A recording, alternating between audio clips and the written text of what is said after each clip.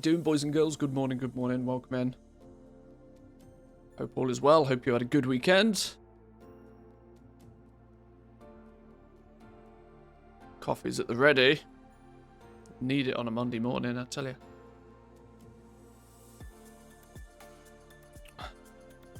I decided it was time to do a bit of a restock first thing. And we need a scary amount of material. Time to buy out the entire auction house again, I think.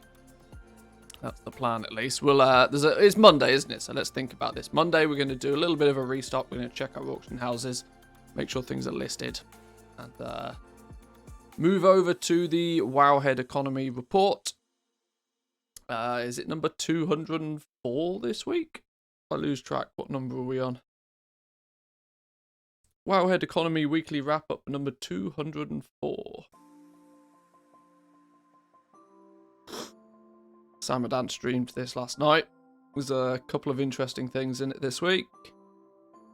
We'll go over it in a bit of detail later. The main one is going to be Worth It Guides, which I think it's a new gold making focused add-on, which I think is worthwhile us taking a little bit more of a deep dive into. I might even go as far as making a dedicated video for it for YouTube. I think it's looking pretty good. It's looking pretty good. But I'm going to start with my restock. Got my auction house set up already this morning. It should, in theory, be whacking away making some heavy, enchanted heavy callous hide. We bought some materials already this morning. I might have cheated.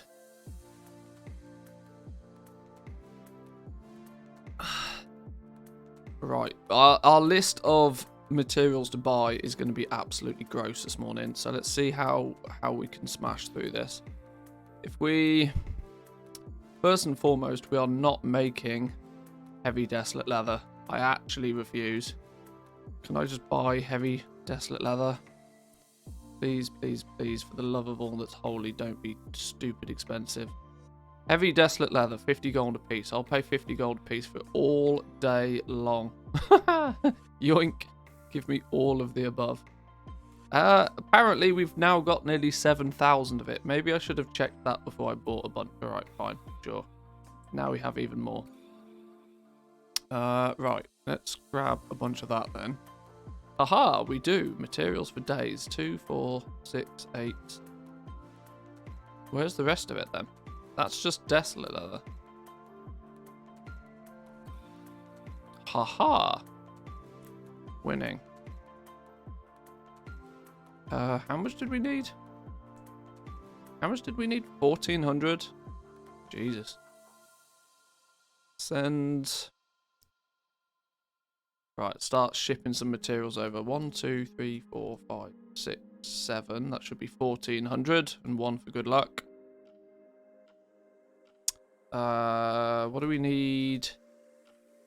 Heavy callous hide, 451. 2, 4, 1 for good luck. Enchanted is being made. We won't need anywhere near as much desolate leather because we've sent heavy desolate leather already. 700 pallid bones. I can't believe I don't have those. Although, to be fair, I don't even bother buying pallid bones because they take up too much space to store them. So maybe I do need some pallid bones.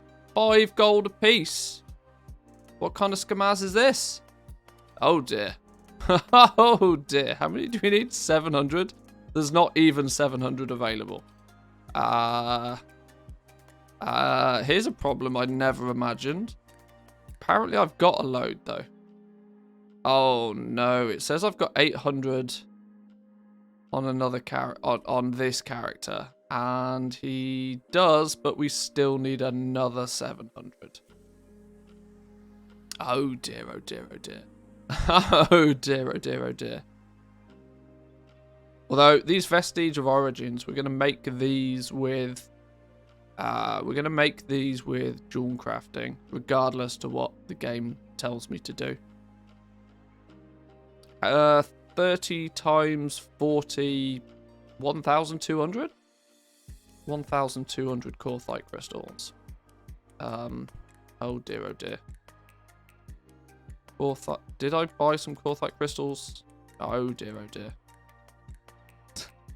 Yeah, it seems I should stock up on cheap anything on this realm because it seems to just disappear regardless to what I do.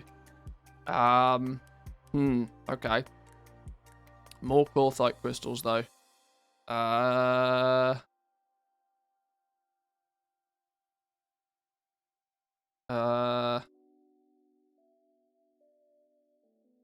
Is that the entire list?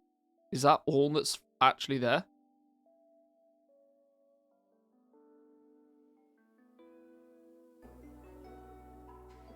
No Corthite crystals left. Okay, well, that's our supply of Corthite crystals then. Oh, God. Oh, no. Oh, no. Right. This realm. Oh, my days.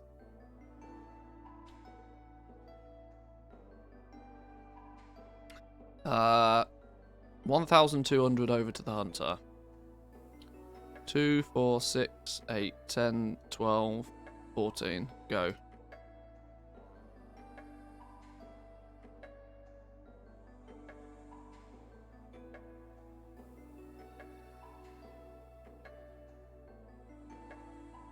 Which realm is this? This is Sylvanas. There's a real material shortage going on over here. Every time I try and do a restock, I literally bleed the auction house dry of something. Which is not good. Which is not good. I can't help it. If people want their legendaries, you know, I need some materials to make them. 30 Vestige of Origins though. To make the rest of those, we're gonna need a bunch of essences still. That means we probably need to do a bit of prospecting actually. Let's get those 30 vestiges made first before we go too deep into anything else. Vestige of Origin. What do we need? We need Torment, like it's going out of fashion. Torment and Rebirth. There's a surprise to absolutely nobody. Do we then prospect some? Arguably, I should probably prospect Phaedrum and Sinvir by itself. Unless there isn't any, which is equally a good chance. Unless I've already got a bunch. I've got lots of Oxane ore. That's not helpful. I've got a bit of Phaedrum ore. But do I have any Sinvir? If I can't get both in equal quantities, then I'm going to have to prospect something else anyway. Sinvir ore, 30 gold apiece. Phaedrum ore, 47 gold apiece. Ouch. Double level, ouch. Lithium ore, 100 gold apiece though. All the ouches. Leystrite is oh my days. Oh my days. We're going to bleed the auction house dry.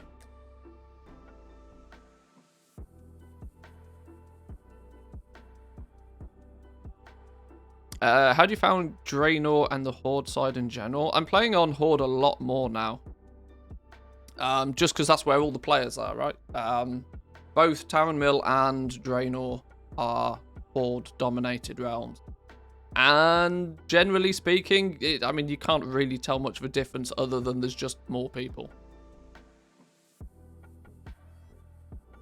Draenor's fun so far though. We're having some weird and wacky things happen over there. We sold I think 3 or 4 pieces of 168 gear for like 20k a piece the other day. Somebody bought themselves a set of 168 gear. And paid a lot for it as well, which doesn't make much sense to me, but sure. Each to their own. Maybe I buy a bit of this. Maybe I just buy that anyway. What's my average buy price on Sinvir right now? Market value is only 26, but I mean, there just isn't any. So I'd rather have some than not have some. Considering that it's, you know, it's Sinvir ore. So let's do a prospect of say 3,000 Sinvir ore. That should probably be enough to get the torment we need. I hope.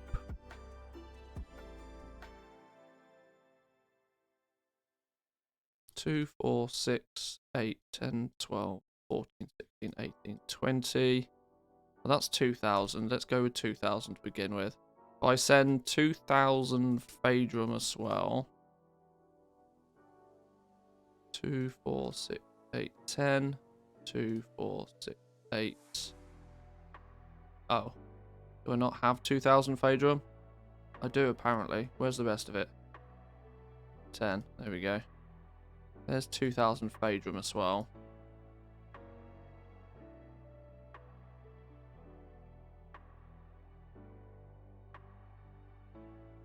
We get that lot prospected. Let's grab that out first. If we're sensible about this, we can add this to our little prospecting spreadsheet at the same time. Make sure we've got no gems in our bags.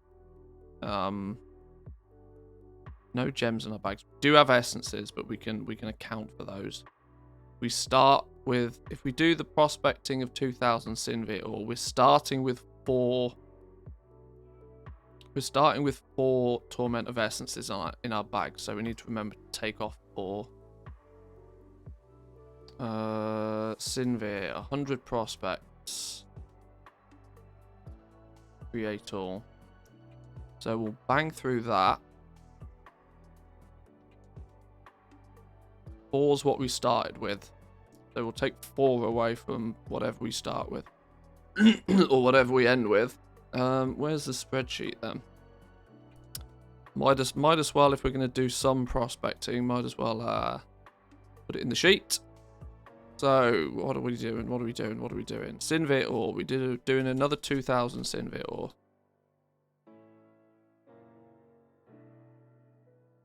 I sell more things on Horde side in general, but competition and prices of materials are higher. I sell less items on the Alliance, but I get more profit per item with less competition. But how can you tell? Because auction houses are merged. It's the same auction house. Unless you're just referring to like one server being Horde. And unless you're comparing servers, then there's a lot more things there's a lot more factors at play then.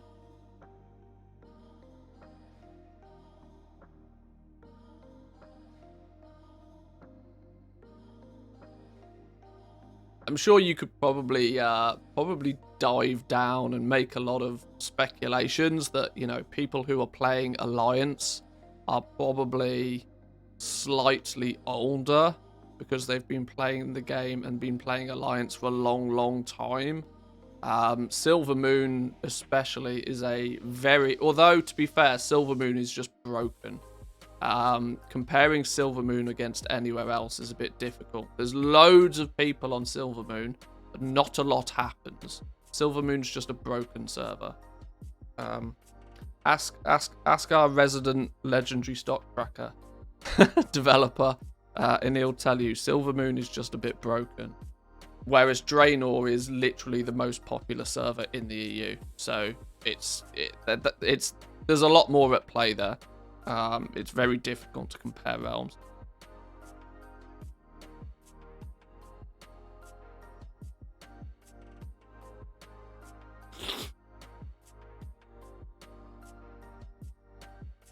Like I said, there's so many other factors at play than just, you know, one's Horde and one's Alliance.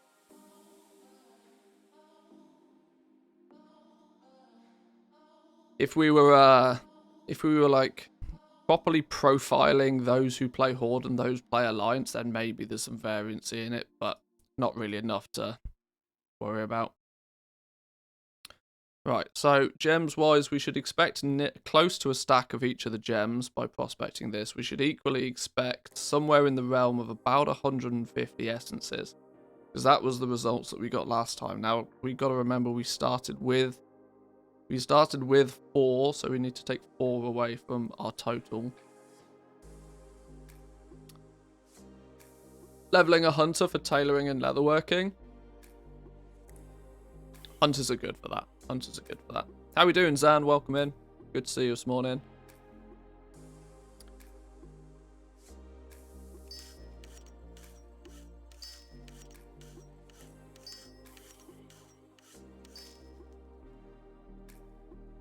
Right, so let's do some numbers on this then. We need to take 4 away, so we got 136 torment. 136. Less than I would have expected. Red gems, we got 191. Yellow gems. Is there another stack of them somewhere? No, we got 199. And blue gems, we got 214. Right, so with those numbers in our little spreadsheet-y doodah, it's giving us some significant amount of essences per ore, more than I would have guessed. 0.07 is 0.072 is higher than I'd have expected, but I mean that's only 4,000 ore prospect, so that's fine. What zone is better for Shadowlands herbs? Just look at the price of the herbs on your realm. Honestly, it's like it differs. Whichever one's not being heavily farmed. I mean, Widow Bloom is often the most expensive, but is equally the most annoying to go and farm. So, hence why it's usually the most expensive. Bastion is just easy mode because, you know, everything's lower level. Basically nothing aggroes you. But then your herbs and ore are going to be much cheaper.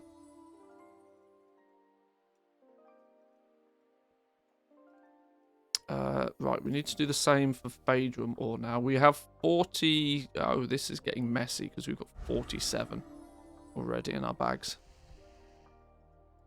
Hang on. No, that's fine. We'll just do it anyway. Oh, now I need to get rid of these gems. Let me sell all of these gems real quick. Sell that, sell that, sell that, sell that. Is that all the gems left? Probably. We'll assume it is. Right. We have to take 47 off whatever the number is by the time this is finished as well. So, Phaedrum ore we're doing in 2,000. What's going on here?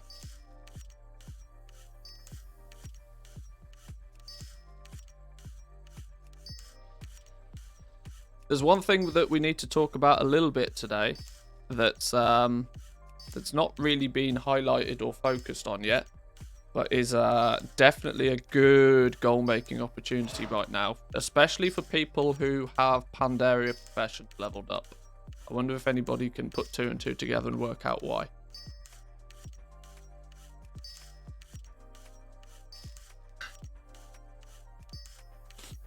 If you happen to have some of the Mr. Pandaria Professions leveled up, you've got a really good opportunity for gold making at the moment.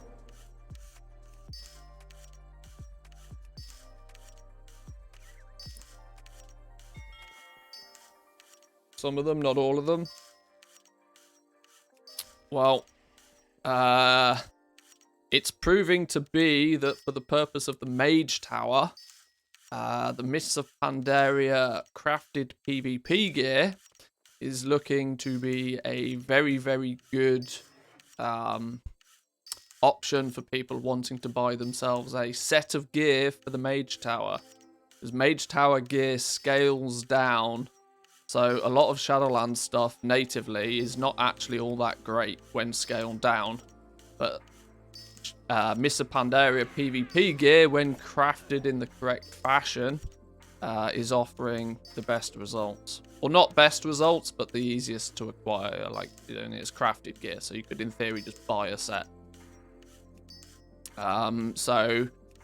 The problem is that Mists of Pandaria, if you haven't already done it, it's very difficult to catch up. But this is going to play very well for those people who do already have it leveled up.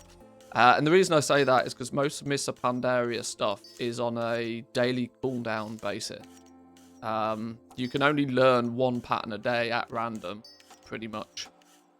Which is a significant problem if you're trying to, you know, catch up and speed level it. Because, well, you can't.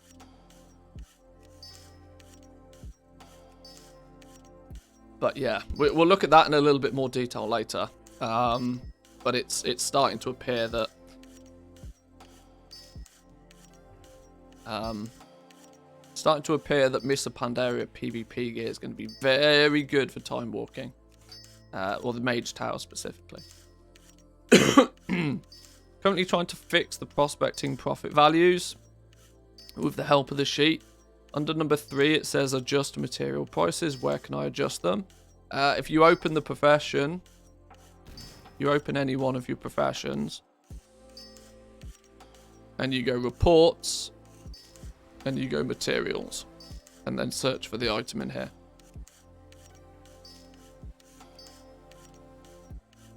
So open drawn crafting, reports, materials, and then they're all in there.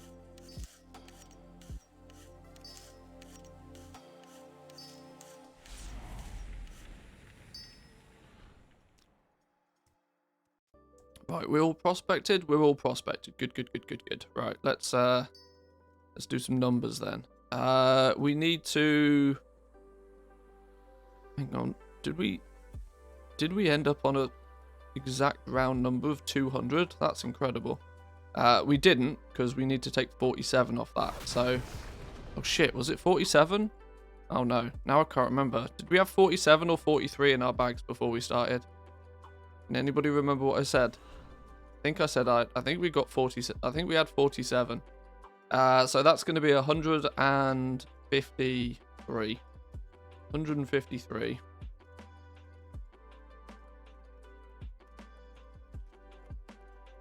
How many of the red gems did we get? Red gems we got 190. Yellow gems 236, and what appears to be 199 blue gems. Okay, these numbers are close enough. Close enough. How are legendaries doing? Haven't played in months. Craving some gold making. They're doing very good. If you're able to, well, yeah. Okay, hang on. Let me phrase this in a slightly more constructive way.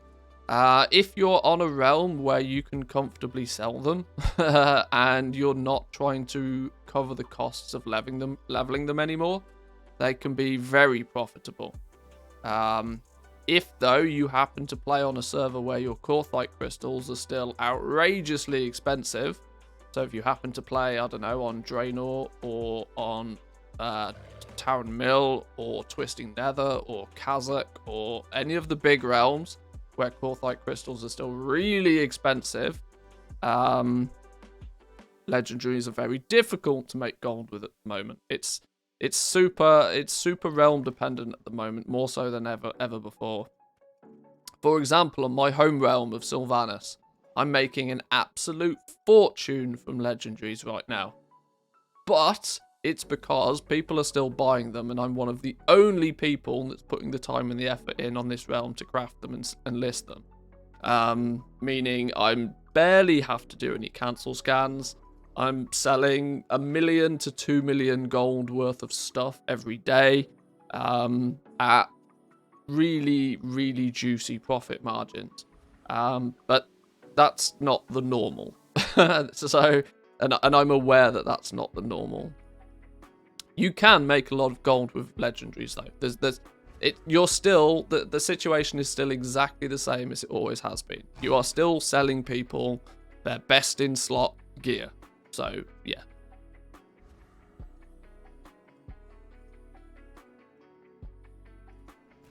But likewise with most things.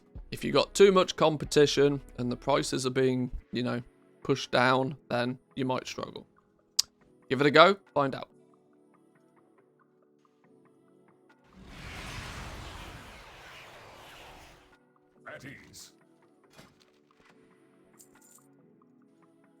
Right, did we end up with enough essences to do everything that we needed to do? We were trying to craft, what was it, some 30 Vestige of Origins to begin with. I believe it was 30. Yeah, 30. I suppose I should probably open the task list, really. 30 of these bad boys. Go.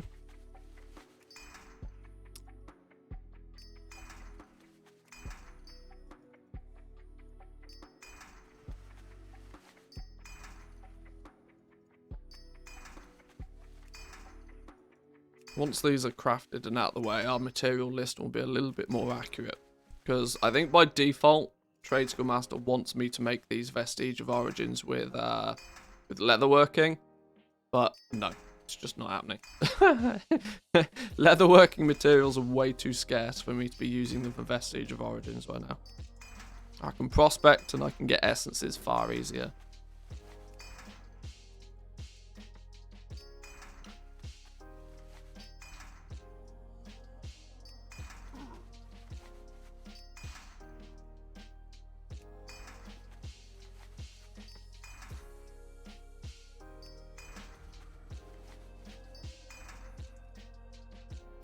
Right, so now we've got a slightly more accurate list of things that we need. A bunch of arboreal shards. The Shadowghast ingots are going to be for doing the jewel crafting stuff, so we'll get to those in a bit. Okay. We're gonna start off. Why have I still ended up with like 500 Corthite crystals in my bags? Why were we not doing something with those? Maybe I should send those back. Because they can be very useful somewhere else.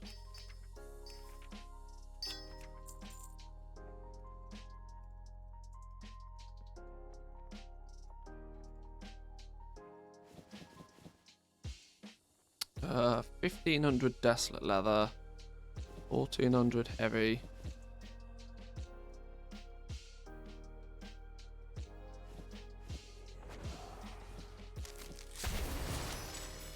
Yeah, more desolate leather. Just take all of that then, I guess.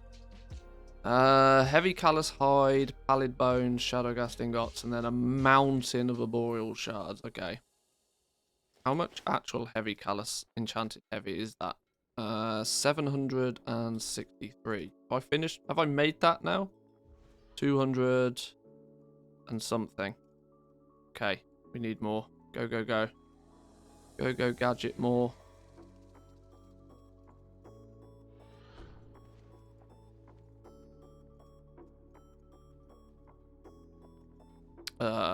One problem is going to be the lack of heavy callous hide. Okay. Always missing something. Oh my days, and it's 600 gold apiece. Callous hide doesn't exist. Holy schmuck.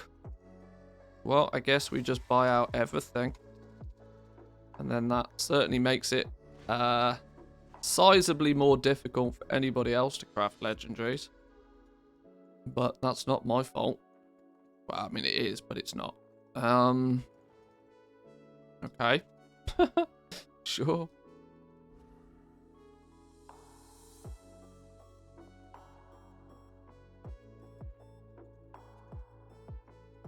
We probably need to fly our ass over to buy some arboreal shards then. Let's head over to Ardenweld.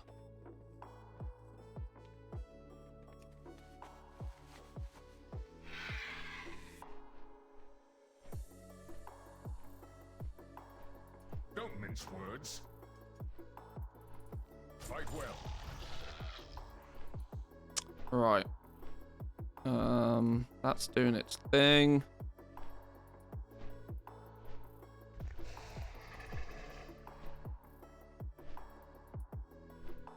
Aha! Selling things. Bone Shatter Treads at rank 6.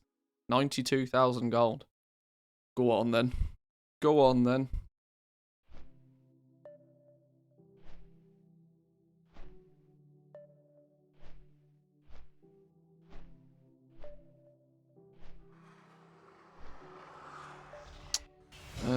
Maybe we can take a little look and see what might be needed for everything else. 1,114 enchanted lightless silk. Yet more arboreal shards, shrouded cloth. That's not too bad. 400 vestige of origins. We've got those. That's not too bad. Sorry, 400 Corthite crystals. What do we need for plates? Not a lot. That's good. That's good. We should be able to get a full restock then done without too much damage.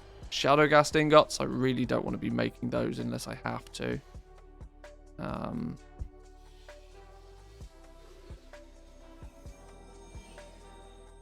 Jesus though, 120 gold a piece. I equally don't want to be buying them. Oh god, why does nobody make any materials on this realm? Okay, sure.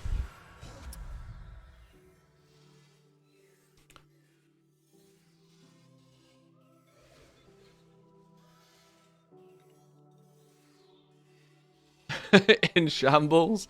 Yeah, my server's just broken. Like literally, I would kill right now for somebody to actually, you know, farm some materials, because well, there just isn't any.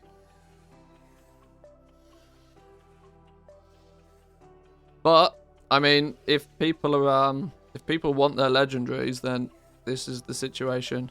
I'm so tempted to just hike up the prices of my legendaries.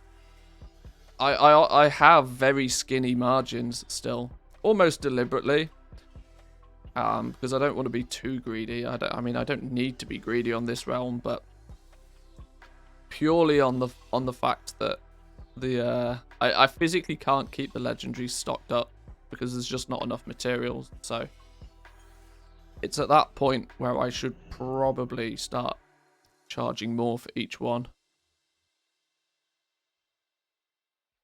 But I don't know, we'll see. We'll see. Dead, it's literally dead. Like, as a dodo. It's funny though, because people still want their legendaries. There's still lots of players out there that are buying their legendaries on a regular basis. More so than there are people out there farming materials. Why was I over here? Arboreal shards times about 7 million. Buy lots, go. I need even more than that as well in a minute. So let's not disappear. We should then at least be able to start crafting the leatherworking stuff. Why not? What are we missing? Enchanted heavy callous hide. We're missing all of the above. Okay. It's going. it's working.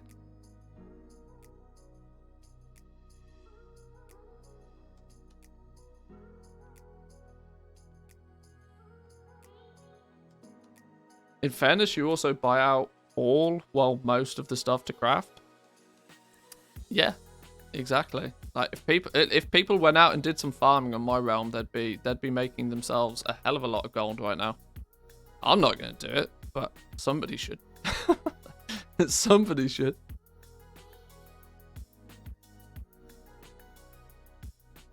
How many did we need? We've got 500 and something. We needed 763. Well, let's send this over to start with. Send. So at least we can start making a few bits and pieces. Whilst the rest is being made.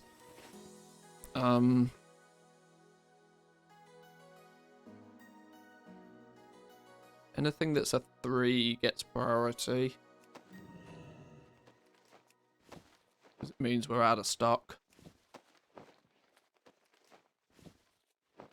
And if we're out of stock, it means it's obviously a good seller. Wish I enjoyed farming. I'd be there in a pinch making millions. Yeah. Tell you what, on some realms right now, farming can do you a nice little earner.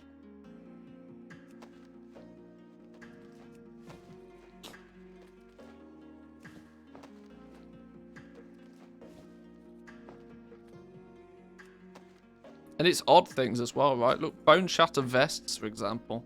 That shouldn't make sense, but it's actually one of my best sellers right now. I guess shamans must be buying bone shatter vests. I couldn't tell you which variation of the shaman variety, but you can see there's a lot of vests and helms and stuff on this list. So there's equally a lot of people that just don't care about domination sockets enough.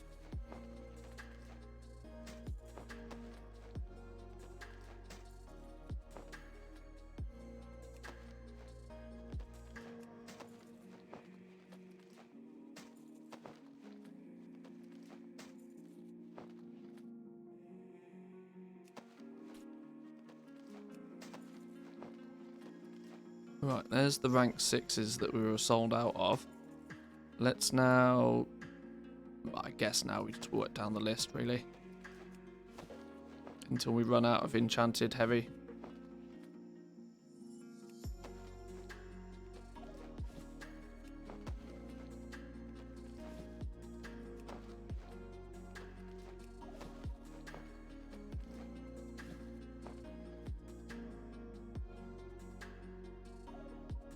What are we missing? Oh, dear God. Now we're missing pallid bones. Okay. This is a problem I don't think I can easily fix. I don't think I can easily fix this. I can't believe I'm going to buy pallid bones at 5 gold a piece. I mean, that's actually ridiculous. We're thinking PTR this week? Yeah, hopefully. We should be. I would imagine that that's the case.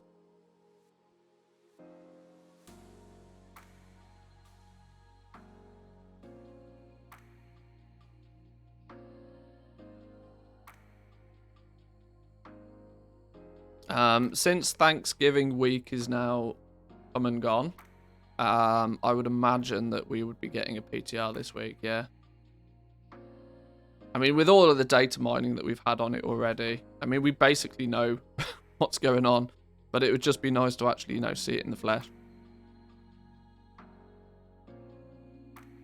Your realm is actually starved of mats. Yeah, I've been telling people for ages, this realm is just, we need more farmers. Rarely do you say it, but I mean, the economy is, farming is the foundation of a realm's economy. As soon as farmers stop farming, then everything else above it crumbles. Which is proven by this realm.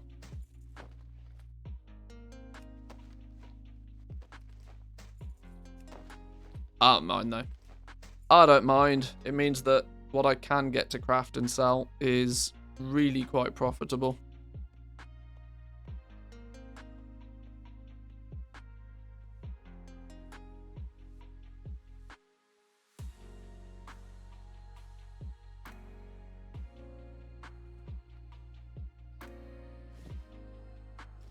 I would rather have it this way than there be so much competition that I have to spend all day cancel scanning, because that's just boring. Much rather it be this way. Bring back multi-boxing. Yeah, where's all my bots at, yo? Where's all my skinning bots when I need them? They're all playing classic. Seasons of Mastery is stolen them all. They should make multi-boxing an event like Time Walking, get those farmers in here. I mean, I see the humor in that, but I mean, that is a terrible idea. Right, I'm officially not making any more bone shatter gear until there's some pallid bones, apparently. It just feels really odd. Of all the things to be bottlenecked on, you do not expect to be bottlenecked on flipping pallid bones.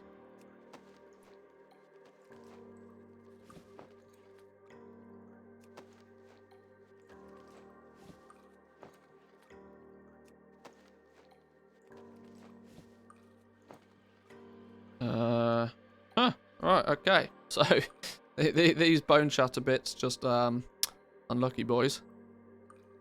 I guess. Sure. Well, it was going to happen anyway, because we're out of heavy callous hide regardless, so.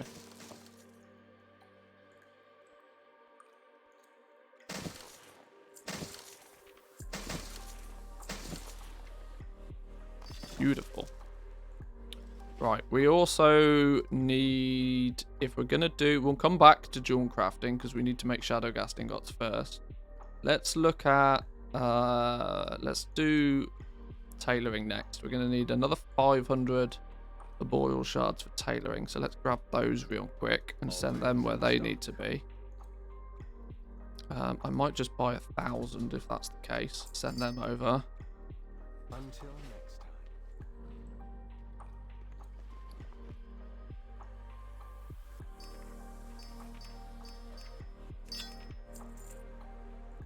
What is the blacksmith going to need?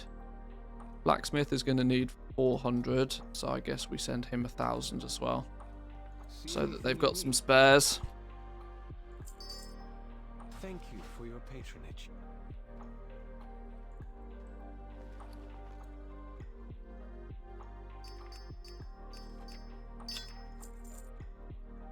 Right, there then we can probably log out.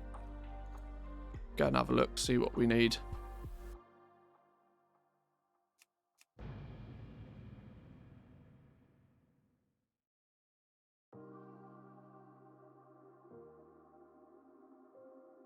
Now, if everything's gone to plan, we should be nicely stocked on leatherworking now. Just in time for the realm to crash and burn. Oh, look at all the numbers. It's beautiful. We're missing a few things. We're missing some rank 5 bone shattered greaves and pauldrons. We're missing not a lot else. That's good. That's good. Missing a couple of rank 4 crafts, but whatever. They were only, you know, we've still got 2 out of the 3. Lovely stuff. Look at the profit margins on these, though. I rarely make less than 20 to 30,000 gold on selling a legendary right now. It's actually broken.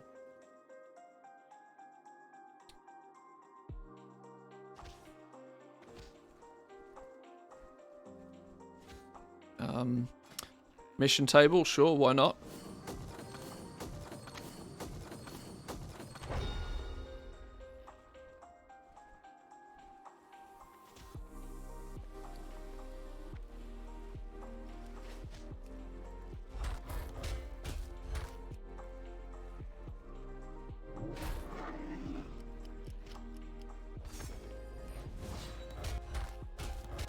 I don't actually have all the companions on this dude, do I? Should probably fix that.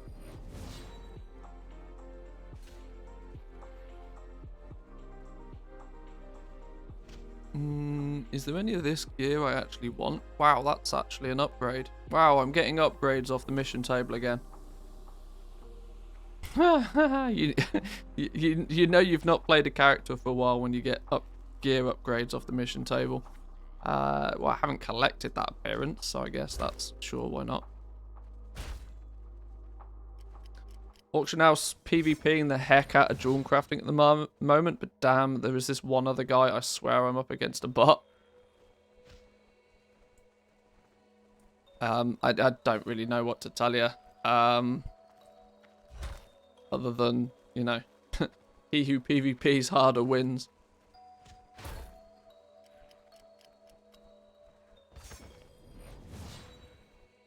Honestly, though, it's like, where legendaries are concerned, auction house PvP is definitely a thing, right? As people are most likely to buy just whatever the cheapest one is. But if you just get bored doing it, just post 3 and leave them there. Like, honestly, you'll still sell some.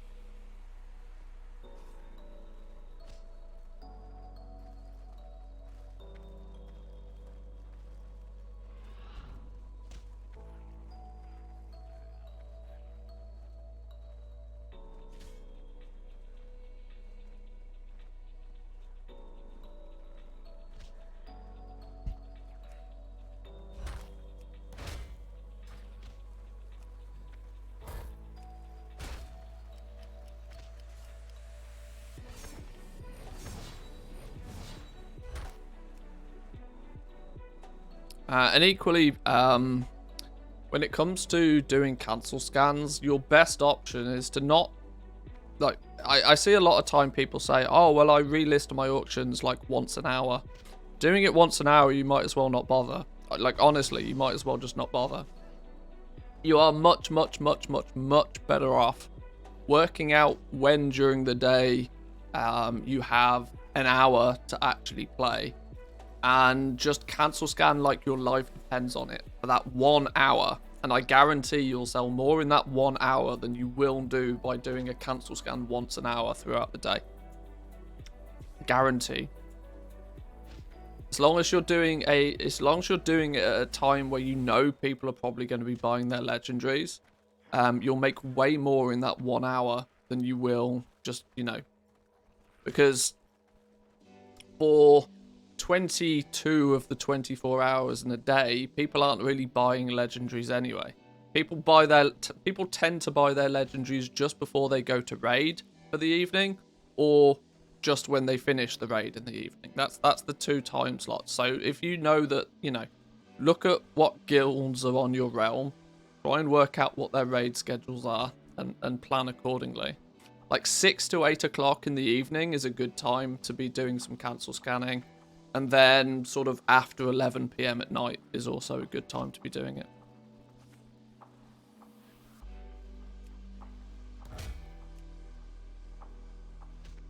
It's all about sort of, playing smart.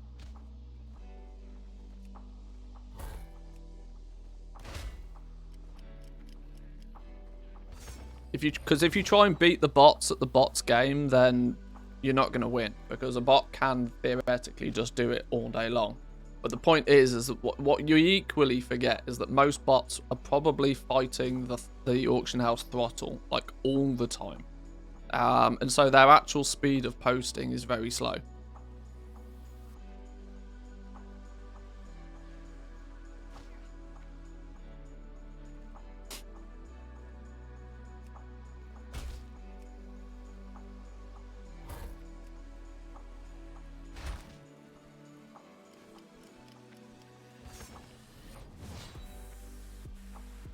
On Venture Plan, what does the book do?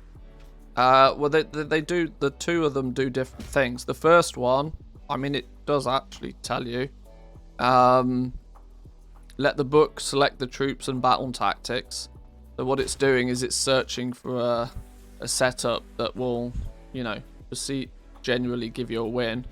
The big book determines the fate of what's going on. If you click the big book, then it'll tell you that, right, well, in 8 turns, you'll probably win in 8 turns. And this will be the guesstimate health of what's left after those 8 turns. Like a prediction.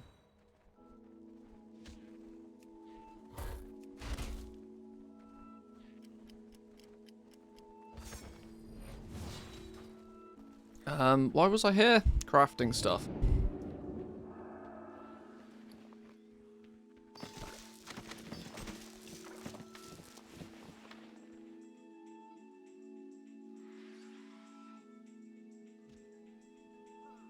So, enchanted lightless silk. We should have a bunch of that, because we should be making it in downtime.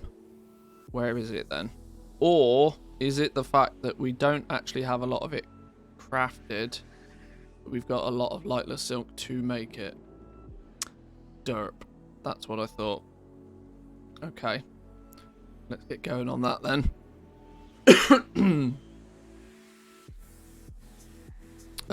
What else do we need? 265 Corthite crystals.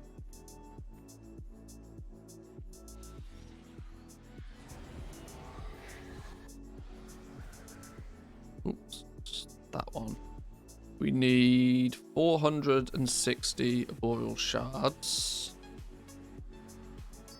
Oh, there's 1,000 enchanted lightless silk in the mailbox. Well, how about that then? Maybe we don't need quite as much enchanted lightless silk as we thought. Good.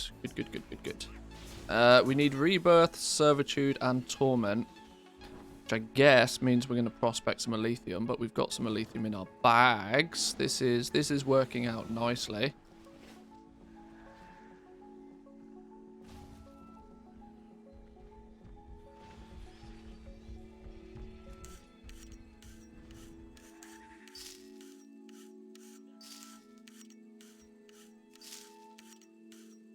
Right, we need to be able to make 10 of these things, I think.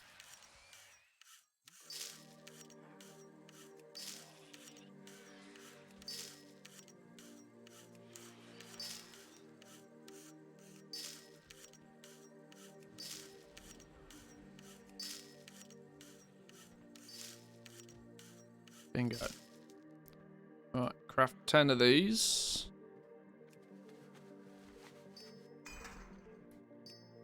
$85 shrouded cloth. Do we just have that somewhere? Surely I've got 85 shrouded cloth somewhere. Or do I not? I don't think I actually keep a stock of shrouded cloth because it's... Well, I like to say it's usually in easy supply, but nothing's in easy supply on this realm at the moment. Shrouded cloth. In a weird twist. In fact, I've got loads of it somewhere. No, that's a lie. I don't have loads of it somewhere. Buy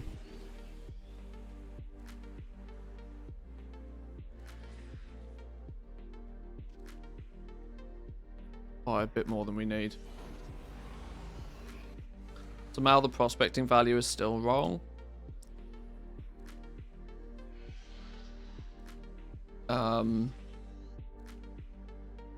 Yeah, I couldn't tell you what you've done or what you haven't done. What to do with auction house bots on legendaries? Well, like I was saying a minute ago, you just got to play smarter than them. You got to remember that, like I said, a bot, if it is, for starters, if it is truly an actual auction house bot, which I would like to remind people that average Joe who just does a lot of cancel scanning gets labeled a bot more often than not. But either way, let's go by the assumption that it is actually an auction house bot. The likelihood is that they are fighting against the throttle, like permanently. And because of that, their actual cancelling and reposting is going to be quite slow. So they have the advantage of that, yes, sure, they can be doing it 24 hours a day. But for 22 out of those 24 hours of the day, they're not really selling much anyway because people aren't particularly buying legendaries at that point. So you just got to be smarter than them. Utilize your, pick 10, 15 items that you want to actually sell and just go heavy in a couple of high turnover hours and you should be good. It's 5 bots.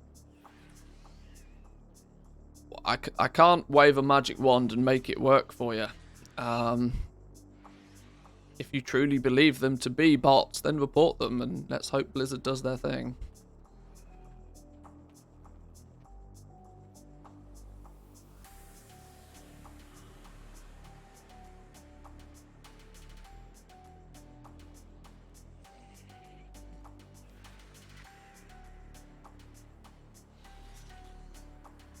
Whoa, whoa, whoa, whoa, whoa. We're not sending all of that. What's going on here? Calm down now.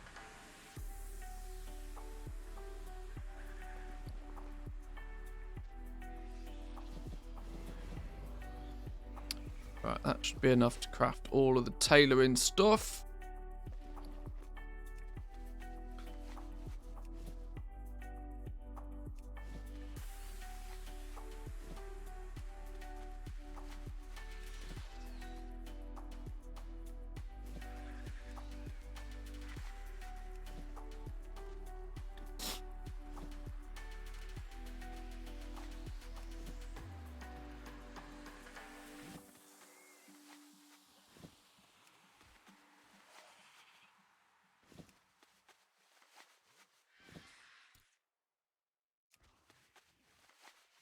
They're in Booty Bay, but it's another layer, so it's not too easy to find them.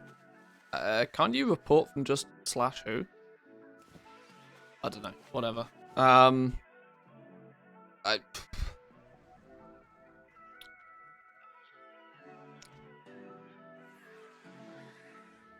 Like I said, there isn't a magical solution to bots other than to report them, and if you feel you can't compete against them, then report them, move on and do something else.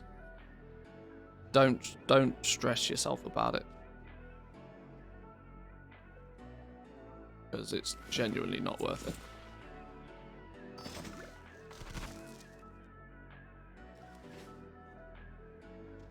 You can try and outsmart them a little bit, but like I said, if you don't have much success, then try something else.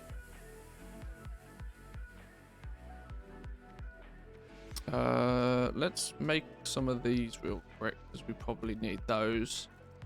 Let's get everything relisted. Now we can fill a bunch of gaps.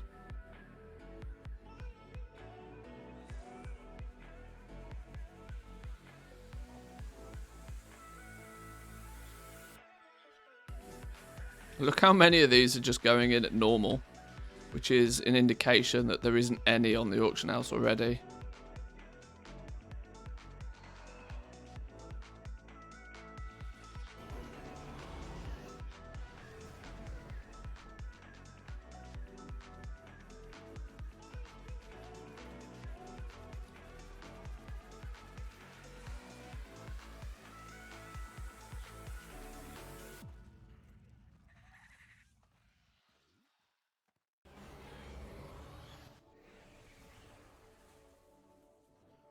Right. There's that lot relisted. Next character, I suppose. Before we move over, let's see if there's anything that we can send to them. Gathering. Enchanted lithium bars. These are being made. Corthite crystals. We can send our oversupply of corthite crystals, I suppose. Whoa, whoa, whoa, whoa, whoa. Hang on.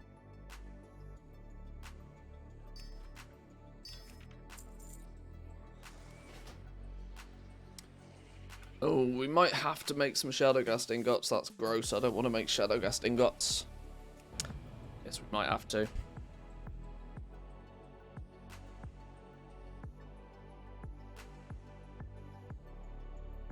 My biggest bottleneck with how fast I cancel, scan, and repost is the mailbox refresh. If you minimize the amount of add-ons you have, you can just do a /reload, and it's often much quicker than the mailbox. Anybody else sick of Shadowghast ingots? I've never found a good solution for Shadowghast ingot, other than just to pay the premium and buy the damn things. But yes, I'm absolute, like, the amount of time I've spent on my blacksmiths crafting those damn things. You take a look at the time walking spreadsheet, it's very impressive. Not yet, not yet. It is still early days.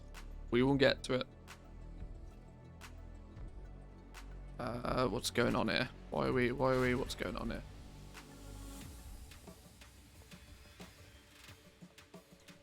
We're gonna head over to somewhere that's not here. I like to do my crafting somewhere else.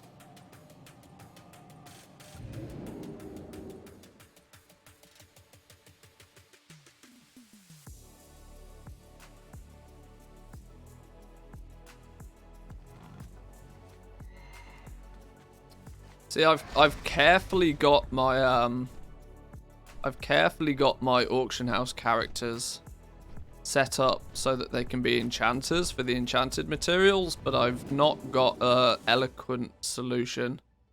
Yeah, I've not got a good solution for Shadowghast ingots, other than I usually just end up buying them.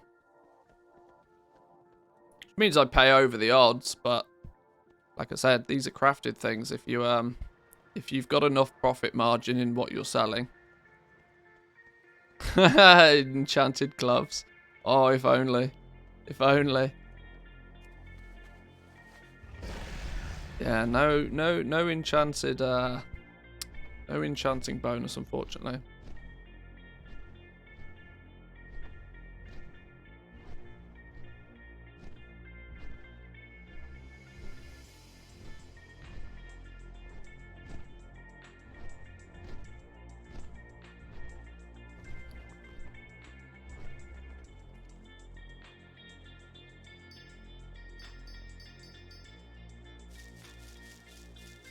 Beautiful. There's the materials we need. Right. We still need lacerite ore.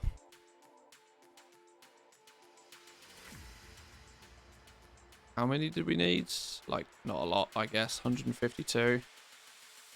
Stack of lacerite ore.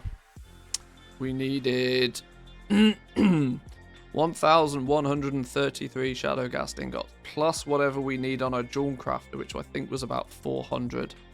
If I can buy them, I'll think about it. 120 gold a piece. That's gross, because they don't cost that to make. And there's not enough, even if I wanted to. But I do want to, because I don't want to make them.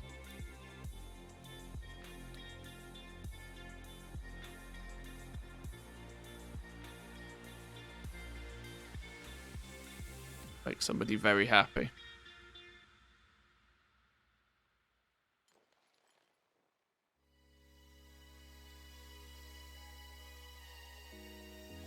Right. That was the quickest solution. I need some flux. What's on your mind? Off with ya.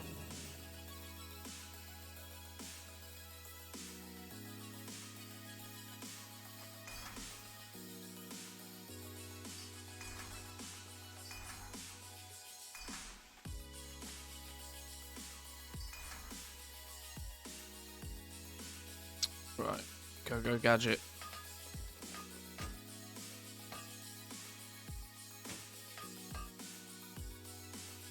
Surprisingly few amount of plate legendaries, actually. But there were a lot of plate wearers. A lot of plate wearers primarily wearing rings, necks, and stuff. Because I don't seem to be selling anywhere near as much Shadowgast gear. Leather wearing and mail wearing classes still seem to favour Hide and Bone Shatter. Clothies still love their cloth gear. But plate wearers seem to be plate wearers seem to not be favouring actual Shadowgast gear a lot, is what I'm noticing. It might just purely be you know, it might not necessarily be true, but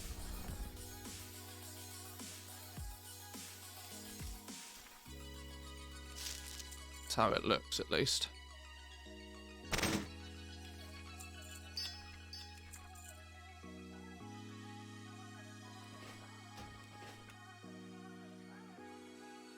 Do you have a Shadowgast ingot issue on Tyrant Mill?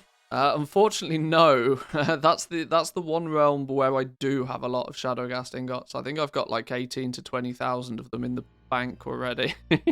But there's nothing to say that I won't burn through those relatively quickly.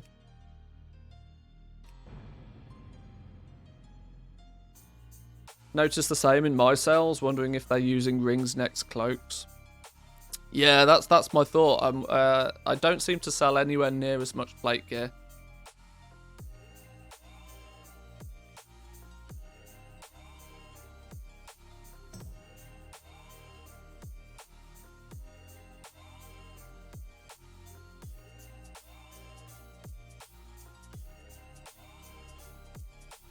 We can probably actually look at the numbers. We do revenue, sales. If we go, I mean the last, let's just do the last, I suppose last 30 days will give good numbers. Last 30 days we've sold just under 300 tailoring legendaries. 294 for tailoring. We do Hide, 261.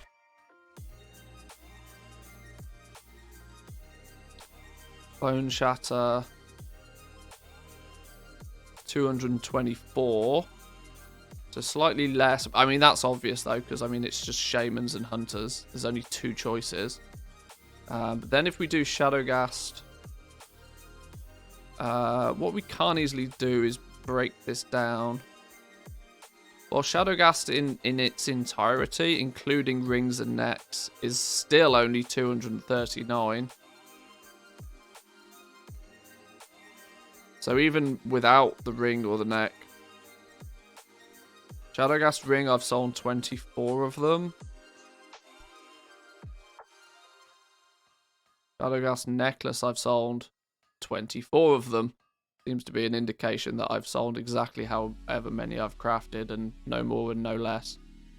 I go long periods of time without actually crafting these. But so if we were to take, what's that, 50 away from this, only 180 shadow gas bits and pieces. So yeah, way less. Plateware is my filter by group's often a bit broken. It doesn't actually work very well for me. It seems to be very much so that platewearers are favouring other legendaries.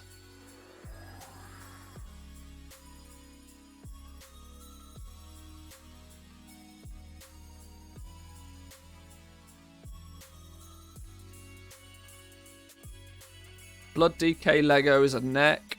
Fury Warrior Lego will be a ring.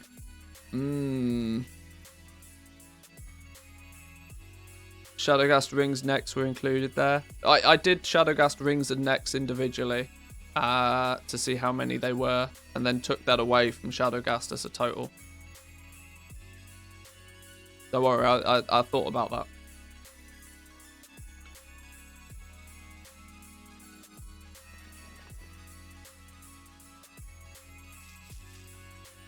Smart man.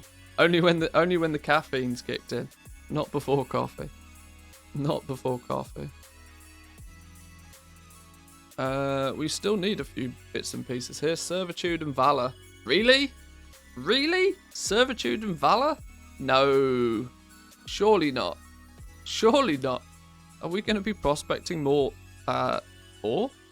Oh, damn.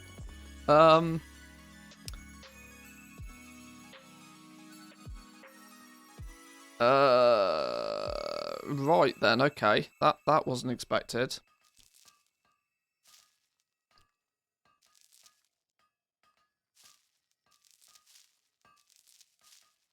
Seem to have really funny numbers of all of these. Do I have some in the bank somewhere, maybe? No, I've just got funny numbers of them. Now the question is do I just prospect some Elithium for this? How much Elithium do I have kicking about? Less than 1,000 Elithium ore.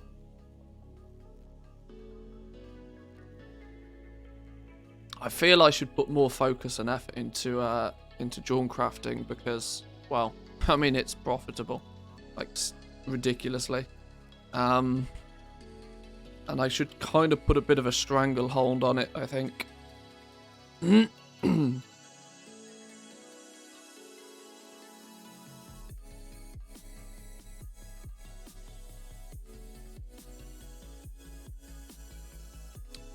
Where's Elithium?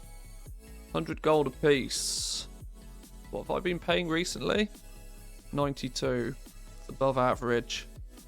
Above average, but I could take out most of the market. Not too much of a cost. What about lay strike? There's a good amount of it, but not really at a good price. Zone ores. Even Solanum ores 18 gold a piece. That's disgusting. 50 gold a piece for Phaedrum. Boy, oh boy. Alright, fine.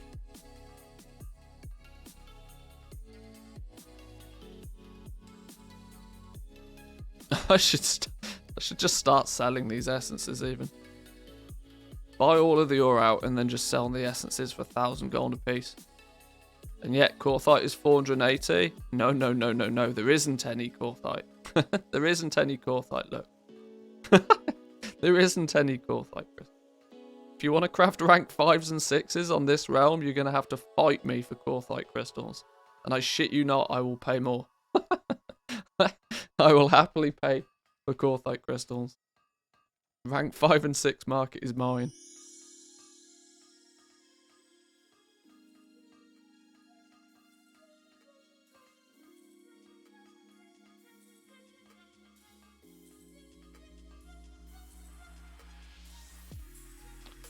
Okay.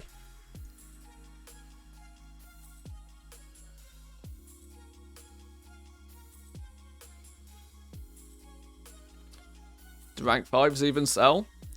When people don't have the option of buying a rank 6, you'd be surprised how many people buy rank 5s.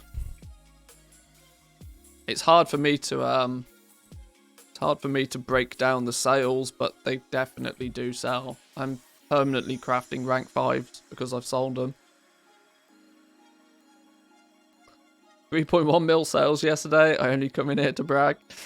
3.1 mil sales is pretty good. That's about what I've spent today restocking.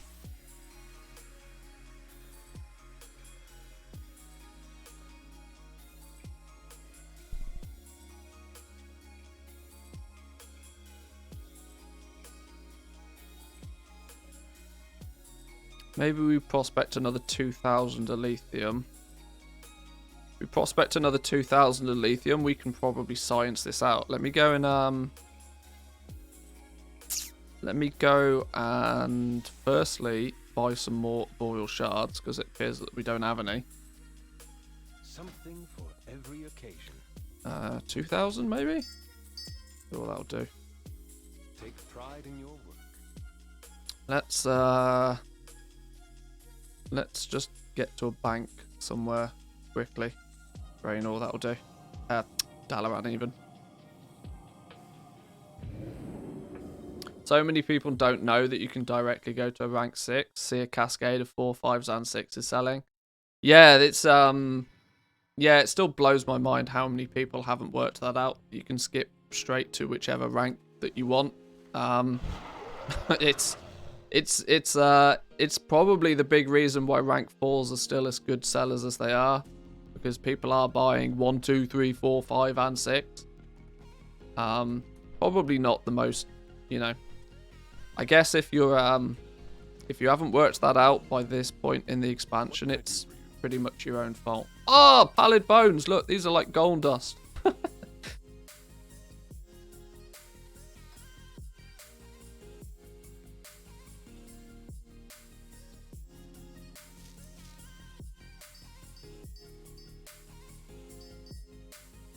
Alright, let's put all the essences in the bank. All of the ore in the bank. All of the spare mats out the way.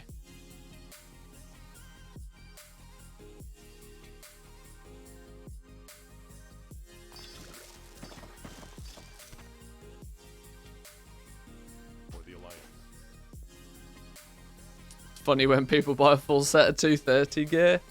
Yeah, people do that more frequently than you would hope as well. Right, let's math out 2,000 lithium ore then as well. Let's go and make sure that we don't accidentally over prospect. Lithium, 100 of these. Go. We can add that to the spreadsheet as well. Where's the lithium on here? Lithium, another 2,000.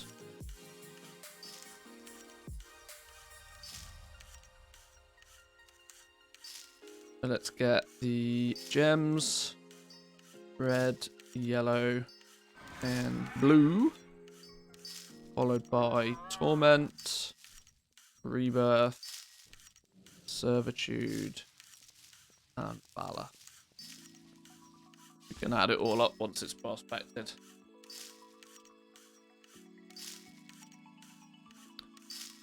Found that on Silvermoon, a 230 male chest was selling for as much as a rank 4 cape. Pretty good profit margin in there. Damn. Gotta make your gold where you can.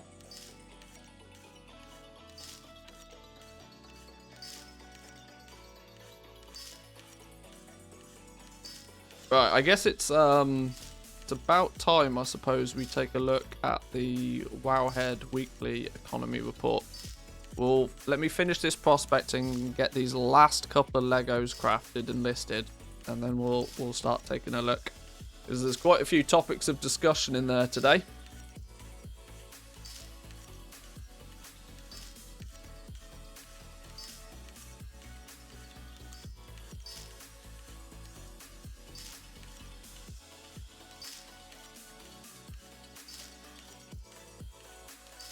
scary amount of yellow gems compared to the others, you know.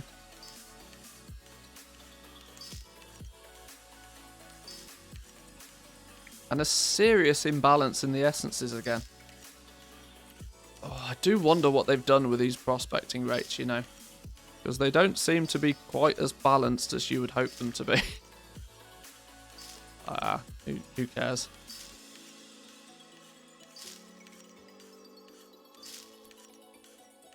It'll work itself out eventually.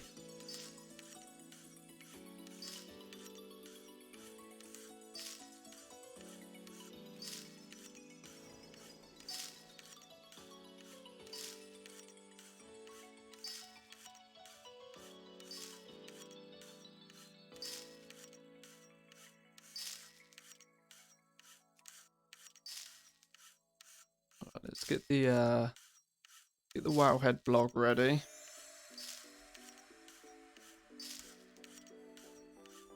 Where's he gone? Oh, I'm on the PTR version of Wowhead. That's wrong. Here we go. Damn, what's the token doing again? Token's at 330,000 gold all of a sudden. Jesus. Getting expensive to play this game for free.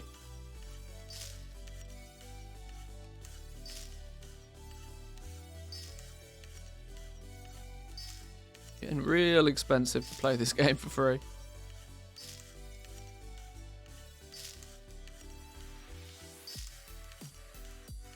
Odd sentence, yeah, I know. It's a bit of an oxymoron, but why lithium? Was it the cheapest? It was what was available. I'm in that mode on this realm. I prospect what I can get, and then I sell things based on what it costs me. Right, is it finished? It's finished. Right, let's track some numbers then real quick then. So we ended up with like crazy amounts more of some gems than others. Anger's Eyes, we got 366. We got 451 of the yellow ones. And we got 383 blue gems. Torment, we got 182. Rebirth, we got 164. 145 of the purple ones, and 167 of Valor. If we now look at what our prospecting rates are like on Elysium, it's starting to almost balance out. We're 8% on all of them. Starting to get there. I mean, this I estimate to be 0.33 is what it should be. 0.328 is about as close to that as that's mathematically accurate as far as I'm concerned. It's just frustrating that the swing in one direction to another. There's like 0.4% difference between Torment and Servitude, for example. But maybe we just need to prospect more. We've only got data off 7,000 Elysium, so we'll keep adding to it, and it should hopefully balance out more so eventually. Cool. Alright, with that said, we can quickly... In fact, let's firstly vendor off these gems, because I don't want them. See you later. Get out of here. Let's then do jewel crafting. Let's do TSM. Let's do craft.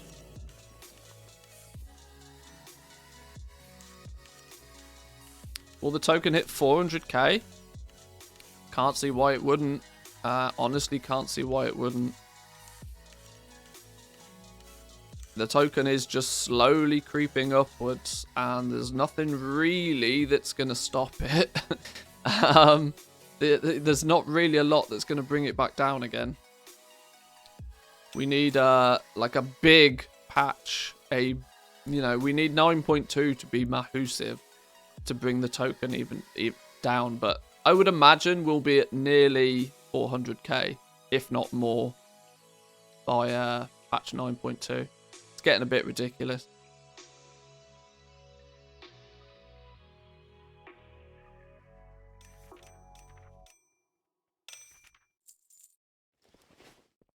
Right, let's get those listed. Inbox, open all.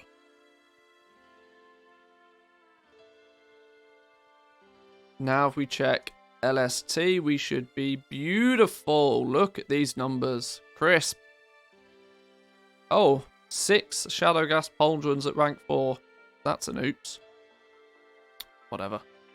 Beautiful. That's what? 14 million gold at minimum price. So with what we've now got in stock, we should make probably another 3 million in terms of profit on that. Lovely, lovely, lovely.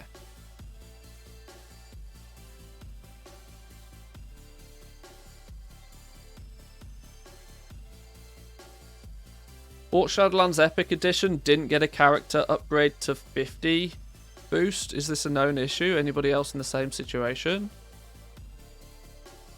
Well, it depends what it was in the first place. Was it...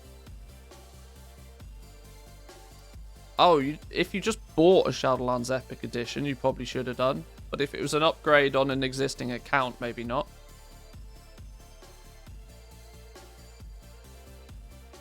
Yeah, just ticket it. Send in a ticket. It was an upgrade. If it was an upgrade from an existing one, you might have already had the boost. Does an existing account not get a boost? No, I don't think they do.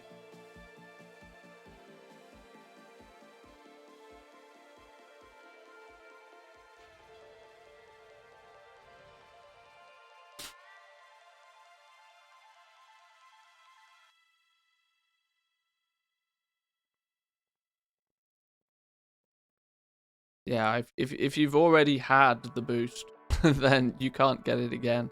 They equally, with Shadowlands, made it so that the boost can only be used on that account as well.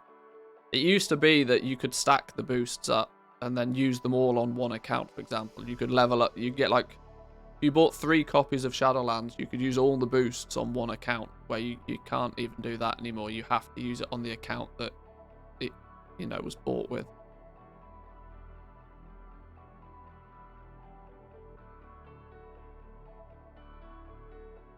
Epic Edition's kind of useless.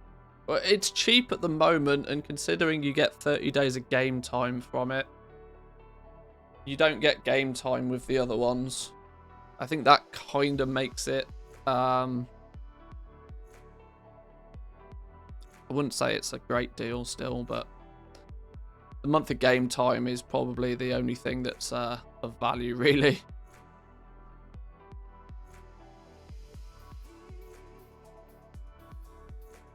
Right, lots to cancel.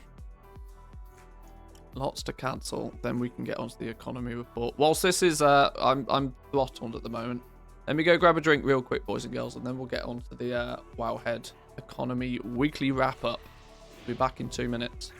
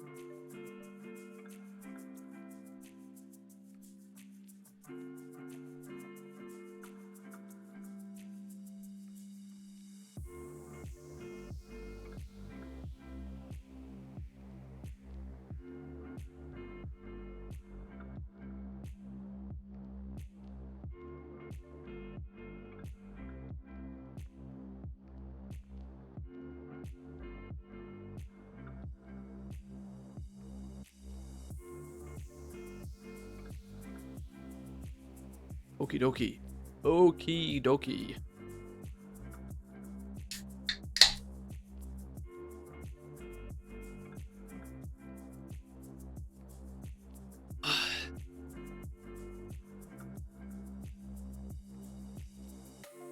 Rank 3 on Wowhead treads for 70k? Oh, damn.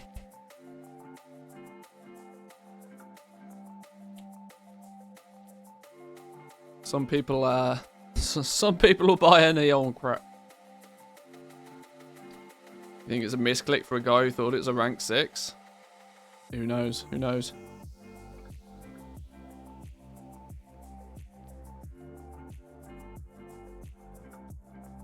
Didn't check to see what the actual rank was and just bought the most expensive. I mean, if you're in the mindset of going to the auction house and just buying the most expensive thing, you are going to get burnt, aren't you? Let's be honest. You are gonna get burnt. And at that point, it's kind of your own fault.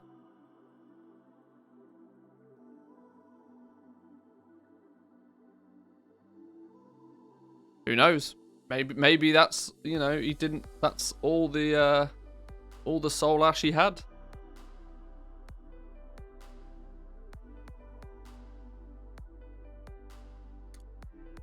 Some people don't make sense.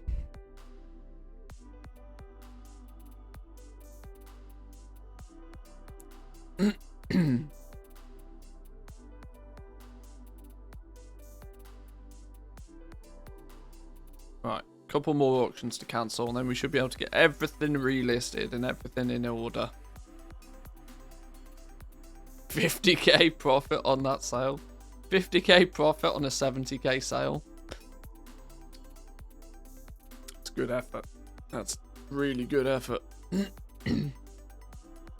Oh, I need the caffeine to kick in today.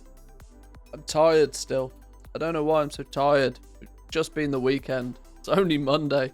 Why am I tired on a Monday? Ugh.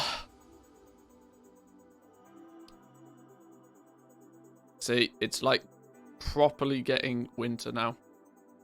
I think it was like minus 20 degrees or something ridiculous outside yesterday. Minus 5 now, but it's windy, so it feels like minus 18. That's pretty chilly. I think my body just wants to hibernate. Eat your Vit Ds. Yeah.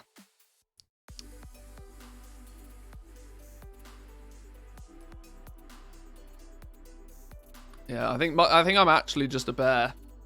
I just want to go into hibernation for a couple of months. 15 degrees or so. Well, you're lucky.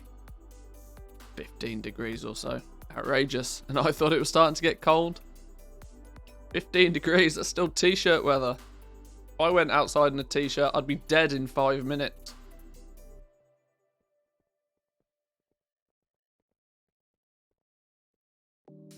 Right, there we go. There's cancels done. Let's get these materials out of the way. I bought all this Sinvu ore and then didn't use any of it. Well. What are you going to do?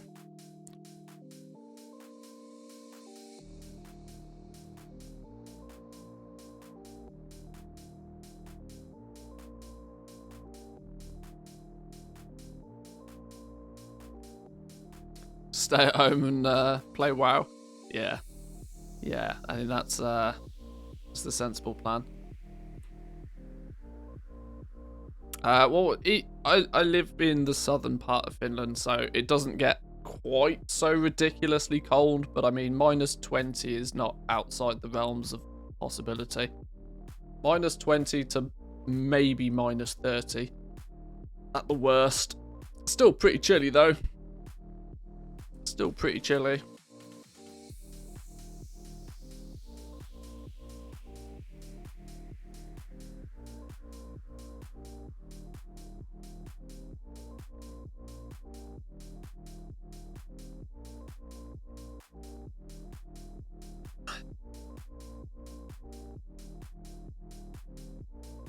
All the more reason to stay inside and play WoW.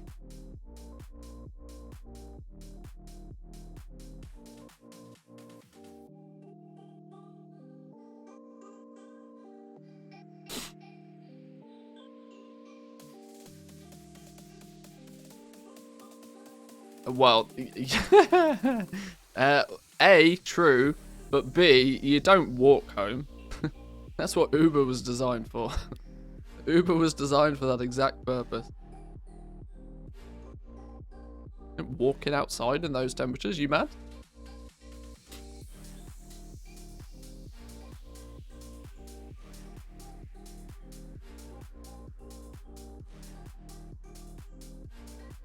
Imagine being a guy in the Middle Ages. Yeah.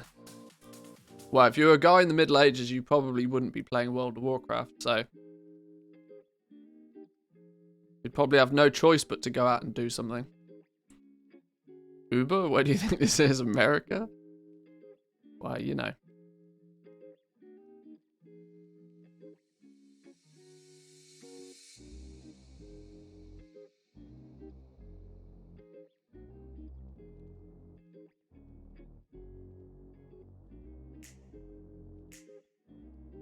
Alright, let's get these last few bits and pieces on the go. I bet my TSM graph is starting to look a bit ridiculous. I was nearly gold capped on this character earlier before we bought materials. So we've spent about roughly 3 million on materials today. But we got a full restock out of it. Not only did we get a full restock out of it, we've also made it considerably more difficult for anybody else to do a restock as well.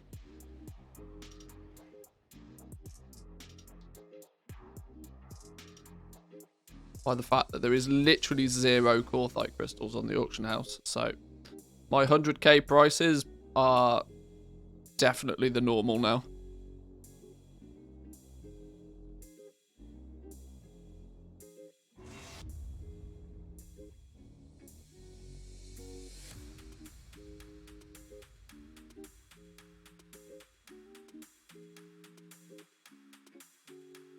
Right. All good, all good, all good.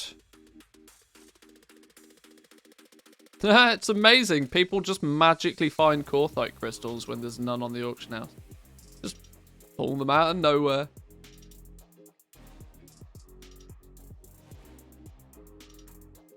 I mean, sure. Make somebody's day. Right, let's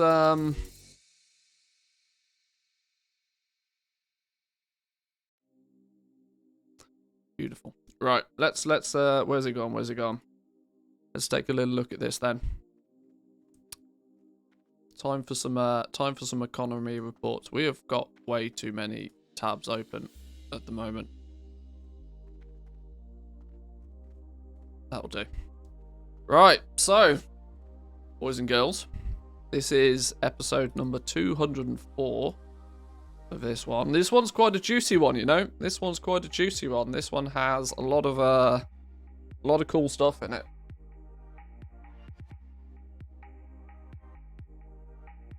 Who lists at 500 when there's none on the auction house? Somebody that wants me to buy them very quickly. Somebody that wants me to buy them.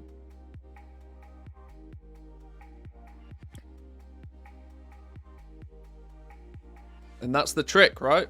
Post your auctions at a price where somebody's going to snap them up. And then they sell. Okay, let's take a look at see what we've got with this then. So, Wowhead Weekly Economy Wrap-Up 204. First of all, big shout out to Samadan putting this together. I think he was streaming going through this last night, so some of you guys might have had a sneak peek at this already.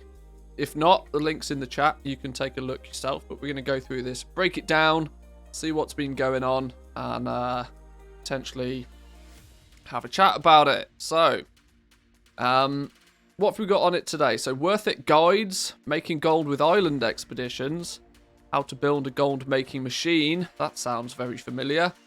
A year of Shadowlands, a retrospective, returning players with lots of alts, and then a bit of further reading for those that want to dive in deeper. Firstly then, worth it guides. We're going to take a little bit of a deep dive on this, more so than just the Wowhead economy blog, to the point where I'll probably do a little video for this. I like to highlight any add-ons that turn up that are sort of goal making focused. This is by DalaGG. You'll know him from YouTube. I don't think he streams Does he stream? I'm not sure. If he does, I haven't seen him stream. Living in the UK, I imagine his internet situation is a bit, 50-50. But Dalad GG's been working hard to make a wonderful in-game guide for leveling professions and some other bits and pieces. So, you guys will probably be aware of Worth It, the sort of farming-related add-on. Gives you a bit of a heads up to what things are sort of valued at, roughly what you can go out and do some farming for. This is now project number 2, Worth It Guides, constructively named. It will go over the add-on as a whole and hopefully answer some questions. So the guides itself, Worth It Guides starts with guides. You have multiple of them to begin with. Whether you're a beginner or somebody just trying to get into gold making, there's going to be a guide for you. Covers farming, crafting, flipping, also beginner guides and where to start. Took the liberty of providing basic 101 guides to the add-on as well for people just starting out, along with TSM strings. Made the decision last minute to actually provide my own Shadowlands TSM strings for crafting, along with a basic setup just in case you want to make your own. With all these guides, you should be able to learn some new tips and tricks along with progressing the gold making as a whole. In fact, isn't there a video for this? Isn't there a little video for this? Basically, it's just an in-game add-on that's got lots of guides for doing like gathering, for crafting, for leveling up your crafting professions. Here we go. Here's the video. Let's play this little video. I'm sure he won't mind us playing the video on stream. We did it. 5 weeks. We did it. I didn't do anything. Let's load this up on YouTube. 5 weeks ago, I set out on a mission to bring gold making and profession leveling guides to WoW through the use of an in-game add-on, thusly called Worth It Guides. So without further ado, let us begin. Worth It Guides brings a lot to the table, starting with guides, of course. You have multiple of them to begin with, whether you are a big... Oh, okay, so we've got, in the beginner ones, we've got some very simple setup classes that are better for making gold, optimized gold making with racials, principles of gold making. These look like they're just simple text-based guides, I think.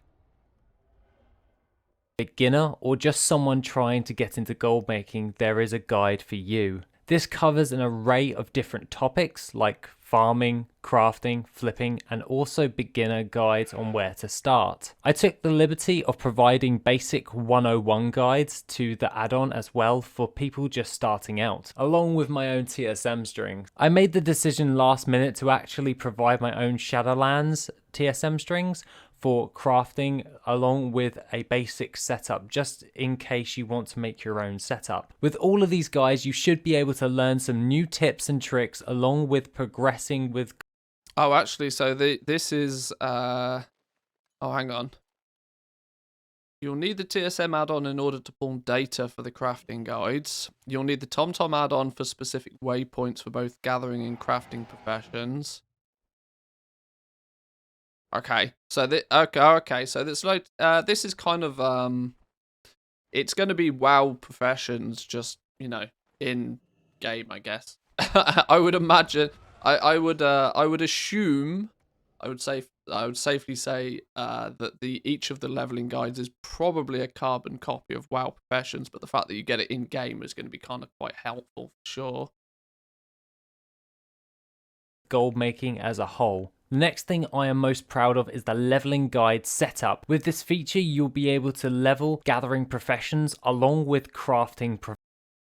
Oh, okay, so steps up until Shadowlands stuff, Battle for Azeroth, BFA stuff, trainer waypoints, Roots, import roots. Okay, cool. Professions. Starting with gathering professions, you are able to choose any gathering professions such as mining, herbalism, skinning, and also fishing. From there, you are given the option of what expansion you wish to level your profession in, and then it will show you the most common item shown for leveling. So you have a good idea on what you are farming. You are given specific dialogue for that leveling session, along with an importable route for you to follow while you're leveling your profession. Along with this, you are given trainer waypoints for leveling, so you are able to find your specific trainer without having to run around in circles, and it just provides a better experience overall. Optional add-ons to aid Worth It guides is Roots and Roots Import Export for importing and display.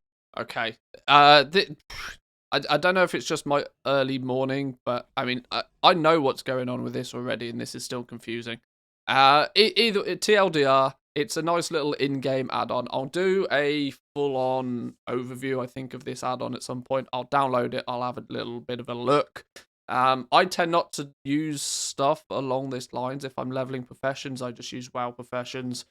But of course, I use Zygor for most of my stuff. But of course, I understand that people don't use Zygor because you have to pay for Zygor. But I think this will be a good little in-game thing. I don't think this video probably does it justice, as it seems to be bouncing around all over the place. But sure, okay, fine. Let's look at the write-up a little bit then. So, in conclusion, to sum it all up, Worth It Guides is now fully released and downloadable on CurseForge, providing in-game guides for World of Warcraft goal makers and profession leveling guides. This is absolutely awesome that it has finally been completed. I'm so happy the add-on has such a warm reception. So yeah, it's you can go get this now from CurseForge. Worth It Guides is on CurseForge. We will probably do exactly that, you know. Let me go and grab that real quick. Install with CurseForge. We'll take a bit of a deeper dive into this.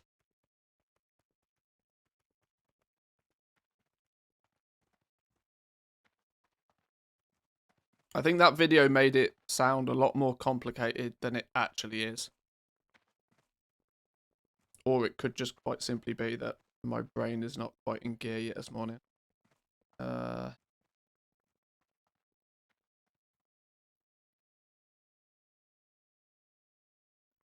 let's let that continue to do its thing in the background. Cool. We'll have a look at that in a bit more detail. Alrighty then. So next on the list then, now we've got ourselves a little in-game gold making, profession leveling add-on. Gold making with island expeditions. So an interesting take on island expeditions, making use of multiple accounts if you have them to easily level characters whilst making gold in a relaxed manner. With 9.1.5, island expeditions are now soloable. So I'm intrigued to see how or why the use of multiple accounts when you can solo them anyway. I suppose you can double, triple your doubloons and chances at loot and that sort of stuff if you're using multiple accounts. Sure, okay. Now, this isn't an insane gold-making machine type of stuff. It's a bit obvious that I might have to say that it's a thing. Just that I leveled today using this method and it has everything. Account progression, fast leveling, RNG, and a chance at 100k plus transmog items. Probably not so much anymore. I'd imagine the competition on these transmog items is pretty high now that people can solo these. And also island expeditions, I think, generally speaking, are quite a good way of leveling. At least if there's still massive EXP to be gained from it. For the leveling, I've done approximately 10 hours of very casual boosting. 197 item level, by the way. Went from level 10 to 35 during that time. That's not good at all. 10 hours to go from level 10 to 35?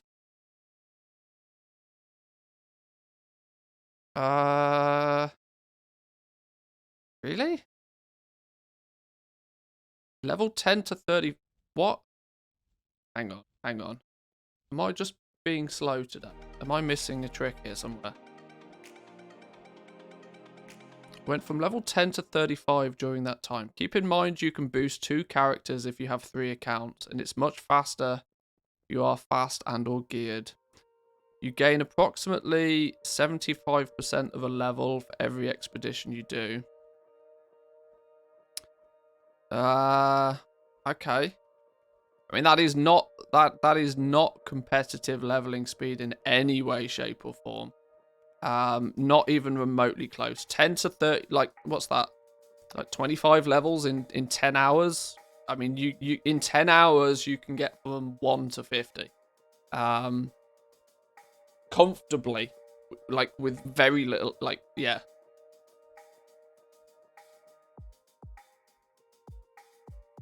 I guess there's the theory that you're obviously getting gold or potentially getting gold as well. For the gold making part, there are several pets that are mostly worth under 5k a piece. Most of them are very, very cheap, so that barely counts in the gold making total. Where the money is the high sale rate transmog. I'm liking this post less and less the more I read it. I say high, but it remains transmog, which sells very slow. When I also say high is because it sells more frequently than normal transmog, and it is newer than vanilla mog and looks more refined and some are more unique. Island Expedition transmog is good, but there's probably only a couple of pieces that are really worth, you know, your efforts. Top hat is worth well over 100k. There's also some very good fiery shoulders, I think, that come from there. I can't remember what they're called. You get the doubloons for each run on all of the 3 characters, and then you can put them towards the weekly boxes, which drops pets, mounts, and some transmog. You can also save up for pets that you can buy at the merchant.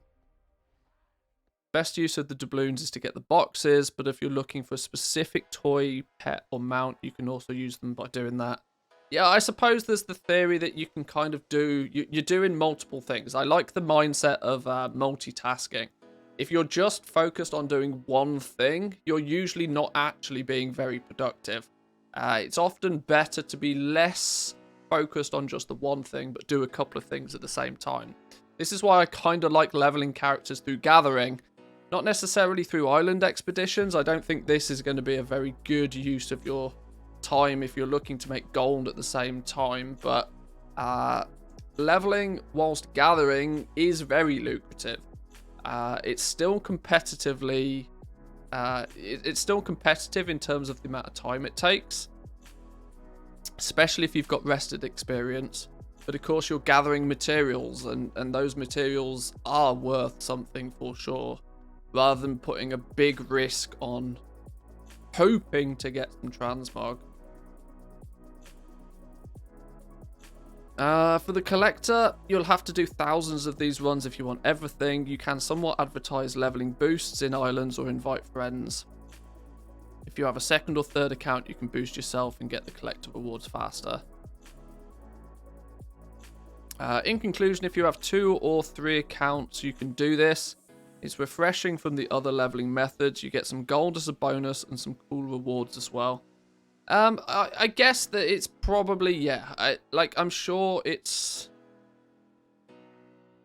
I'm sure there's gold to be made, but I would say that if you're trying to level and make gold at the same time, I probably still wouldn't suggest it, because you're risking a lot on getting a piece of transmog.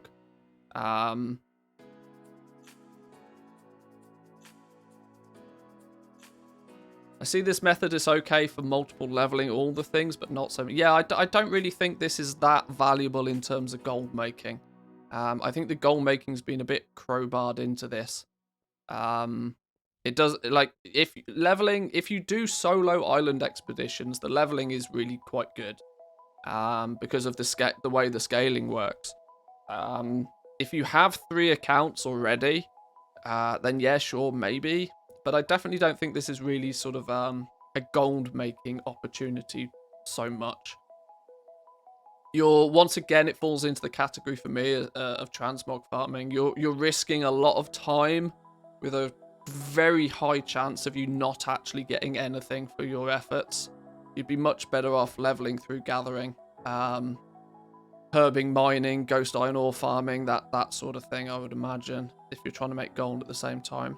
But sure, island expeditions, if you're missing mounts, if you're missing pets when they're still, because it was a bit boring and a bit monotonous to do it so many times in BFA, then yeah, some good opportunities there for sure. How to build a gold making machine. I don't need to talk about this too much as it's my video. It's on the YouTube channel. But this was just I think it was about a 15-minute video, basically going over just what I do to get set up. I used our new Draenor setup as the example for this. Why I made each character, what professions they have, why they have each professions, and then the sort of the process from going from absolute zero to, you know, the end goal of being able to craft and sell legendaries. And why, you know, the pairing is as they should be. But feel free to go check out this video. It's on the YouTube channel if you wish, if you haven't already, of course. But I don't need to, there's no point in me covering my own videos. A year of Shadowlands, a retrospective. This could be quite interesting. I always like to hear how people have done what they've done, and more interesting, I'm more interested in the pitfalls that people have come across and how they've overcome them, rather than how much gold they've been able to make. But let's take a little bit of a look. Shadowlands hitting the 1 year mark. Wanted to share the gold making journey. 390 million in sales, 205 in expenses, and about 184 in profit. This is absolutely an NA character then, almost for sure.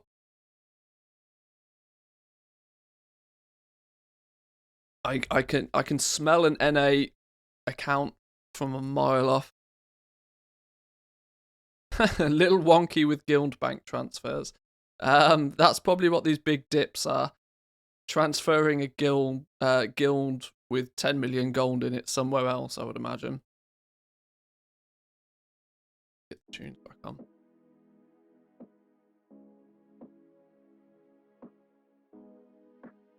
So, right, let's look at start the background. First making gold in Wrath of the Lich King.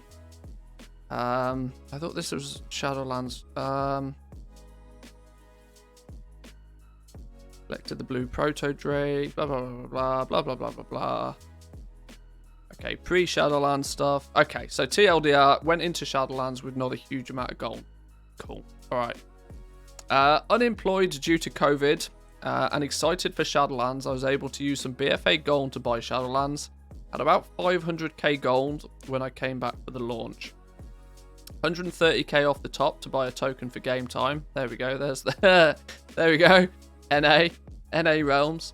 Hit level 60 on my main. After about 12 hours of leveling and started getting deep into gold making. First investment was spending 95% of my gold into herbs. All my days.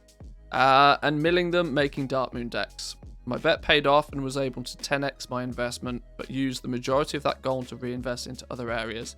Yeah, Shadowlands launch, like most expansion launches, is just Dark Moon fever. I chose not to play around with Dark Moon decks this expansion, and in hindsight I kind of regret it because it made my adventure into legendaries a bit slower.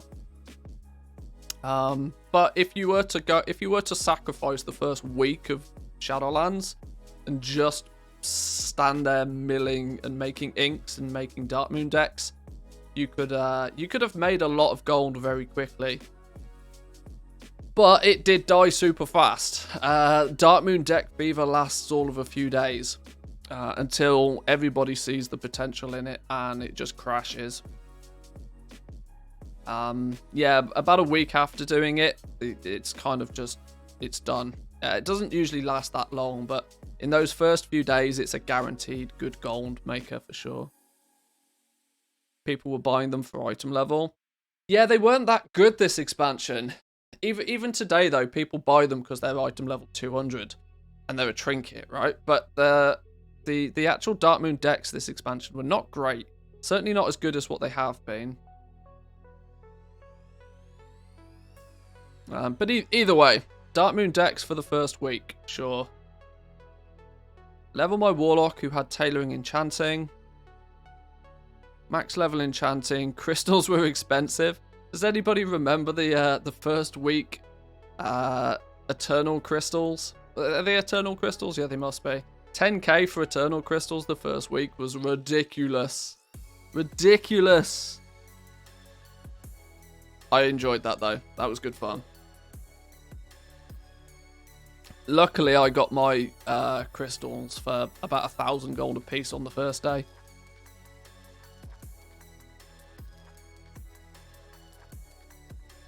From here, I had a decent amount of capital and decided to reinvest into legendary crafting. The GOAT WoW Gold Maker. Well, it is at the moment. There's a big concern for me about the legendary system. That it's basically a borrowed power thing, right?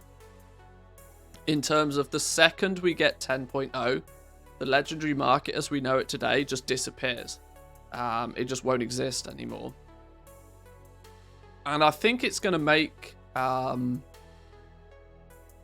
mean, most gold-making ventures from past expansions have not been quite so seasonal as this. I mean, we've had things like Expulsum in BFA. We had the Obliterum in Legion. There was a few systems that kind of got left in the past when we moved on to a new expansion. But none of them are quite so powerful as Legendaries. But the second 10.0 turns up, Legendaries is just done. GG.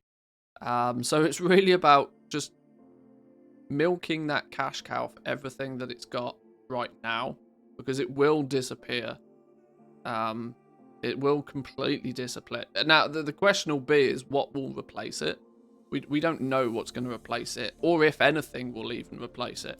But it's going to be really weird going back to, like, just crafting basic bits and pieces. I'm kind of getting... going from millions every day to 200k a month and being happy about it.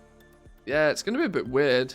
It's going to be strange. We will have to see. I mean, who knows? There could be something even more ridiculous. But here's to hoping. Here's to keeping fingers crossed and touching all the wood that I get beta keys for new expansions and we can, you know, back to working for copper tips. Dancing on mailboxes. Yeah. Who knows? Who knows? Right, so how did we get to here? Week 1 of Shadowlands was done. Leveled 4 characters in the first week. That's impressive. Check out this new fishing farm. Yeah, the YouTube videos could be interesting. So the 4 characters this player had. The main, who rotates the professions with rep requirements. Startup cost to level is low enough to make this very profitable. A Warlock with Tailoring and Enchanting, as enchanted mats could gouge a big percentage of the profits if you buy them off the auction house. Yeah, not having a pocket enchanter early days was a terrible decision. I mean, for others, I mean, I definitely had one, but people trying to buy the enchanted Heavy Callous Hide and enchanted Lightless Silk, people who were buying that off the auction house were giving away just so much of their profit by not leveling that enchanter. I think Blizzard will make the legendary items collectible in terms of transmog to avoid a hard crash. Yeah, there was talk early days of them being purchasable for transmog purposes. We'll see what they do with them. They haven't done it yet, but we'll have to see. Who knows? That could be a 9.2 thing. Can you imagine if they do that in 9.2? They make it so that each of the legendaries has a different transmog appearance, and then people want to start buying them from a collectible point of view. Wow, that could be double levels of crazy. I'd enjoy that. I'd enjoy that a lot. There was a paladin that had blacksmithing and jewel crafting. Incredibly powerful combination. Buying up all the leystrite to do some prospecting. Vendoring the gems. Selling 168 rings and necks in every colour. Yep.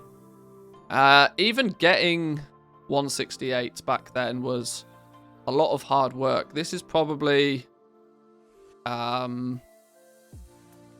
this seems to be something that's been glossed over a little bit. But 168 rings and necks, grinding Exalted with Venari, made the 168 gear, if you were able to get it quickly, crazy profitable. Because you're one of only a couple of people crafting it. And back then, let's not forget, 168 gear was actually, you know, progression level gearing. It wasn't catch-up gear at that point because it was the first patch. 168 gear, I know it's almost feels long gone at this point, but 168 gear was broken in terms of its power early on as well. A demon hunter that had leatherworking and skinning. Skinning was redundant but useful when my auction house could occasionally run out of the skin. I wouldn't say skinning was redundant. Skinning was like bonkers level crazy for a good month or two at the beginning of Shadowlands. You were paying 2,000 gold a piece for heavy callous hide. That was making skinners earn 50, 60, 70,000 gold an hour. People were complaining when they were only making 35,000 gold an hour. That's how ridiculous skinning was to begin with. I never bothered to level up Scribe, as all the money makers were taught by the trainer in Oribos. Okay, I don't know what that means. Personally leveled up legendaries pretty slowly over the course of a month, with the leather taking me about 2 months to fully level them all to 4. I still have 3 225 Bone Shatter Arm Guards that haven't moved despite ranking up 10 months ago. At the same time, I'd rotate through professions with reputation/mark requirements on my main to create stockpiles of things like quick octane rings. This rotating through professions theory is an interesting one, and it's one that I've never really been able to do because I value what I've done in past expansions too heavily. For example, I will never rotate my professions on my characters simply because I've got 10 years worth of progress on them that I don't wish to give up anytime soon. But I guess if you really don't care about anything previous and are just totally focused on making gold like here and now, then rotating professions to... Because the cost of leveling up professions is nothing nowadays. It's like to go from 1 to 100 skill points in any of the professions is about maybe 10k gold. And if you can quickly then craft 50k worth of stuff because you've done it, it's probably worthwhile.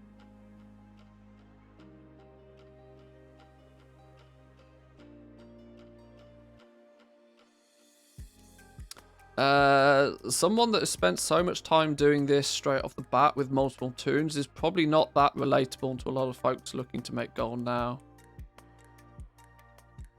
Yeah, this is not necessarily a this is not a poster piece for how to go about doing it now. But I mean, the very first line of it was, you know, unemployed due to COVID. So, it's true to say that this player was probably spending 10 hours a day doing this.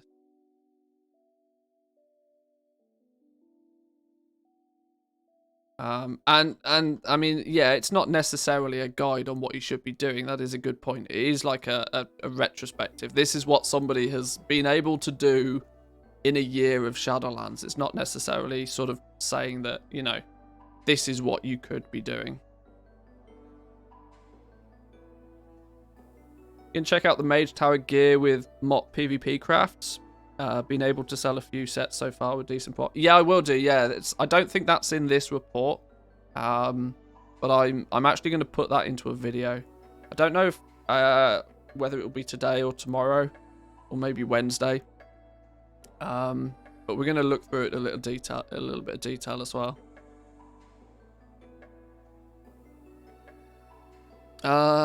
When it comes to competition, my server's been relatively quiet. I can count maybe 4 serious contenders, of which only 1 bothered to learn all the ranks.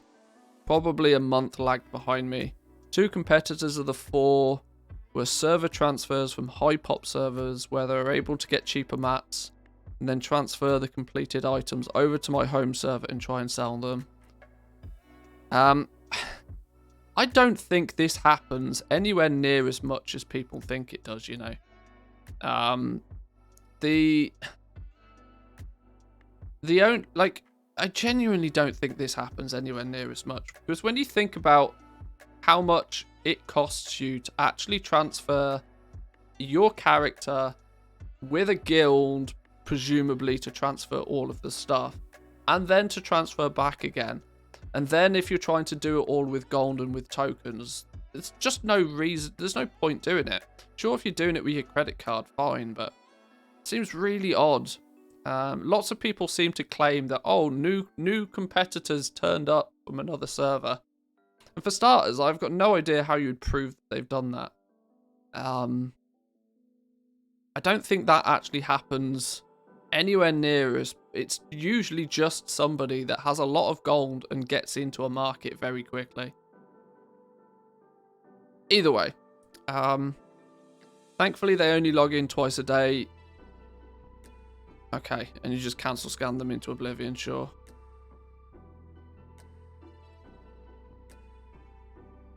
Fun stats. Let's move on to the fun stats. Best sellers. No surprises. Shadowghast rings. 35 million in sales on Shadowghast rings.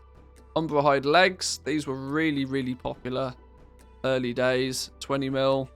Shadowghast necklace. Nearly 20 million in sales of Shadowghast necklaces is surprising. I didn't expect that to be quite so high.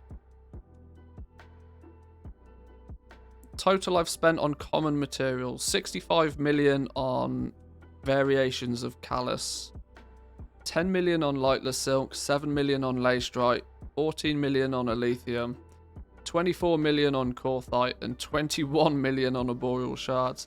It's interesting to see how quickly Korthite crystals overtook the arboreal shard.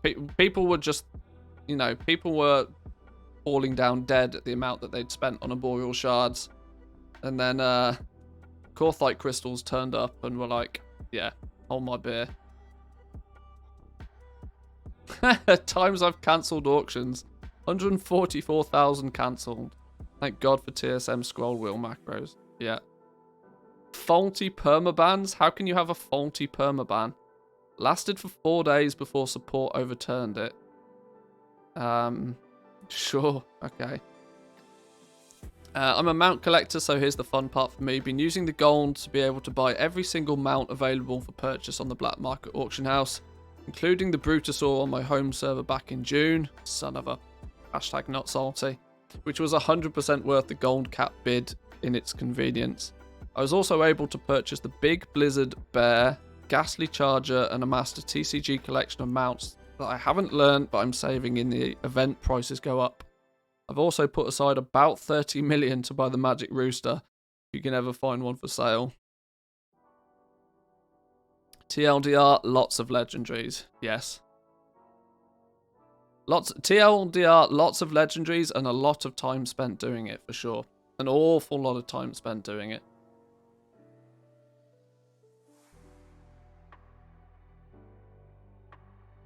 It's amusing to see goal makers in-game use aggressive capitalism tactics, then also complain about aggressive capitalism in the game.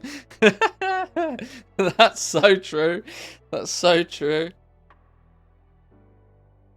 People going out of their way to find like the most egregious way of getting an advantage and then complaining when some guy does the same thing. Yeah.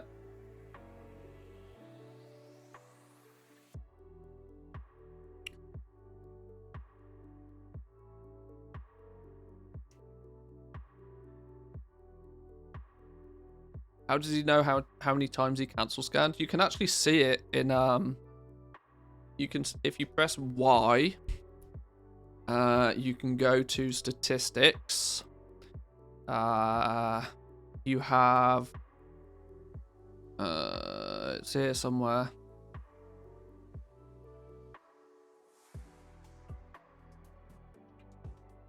It's in one of these, I seem to remember.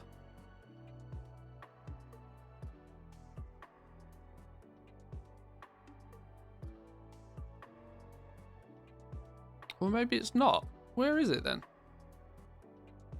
Per character though, not account. Yeah, I don't know where that's come from then.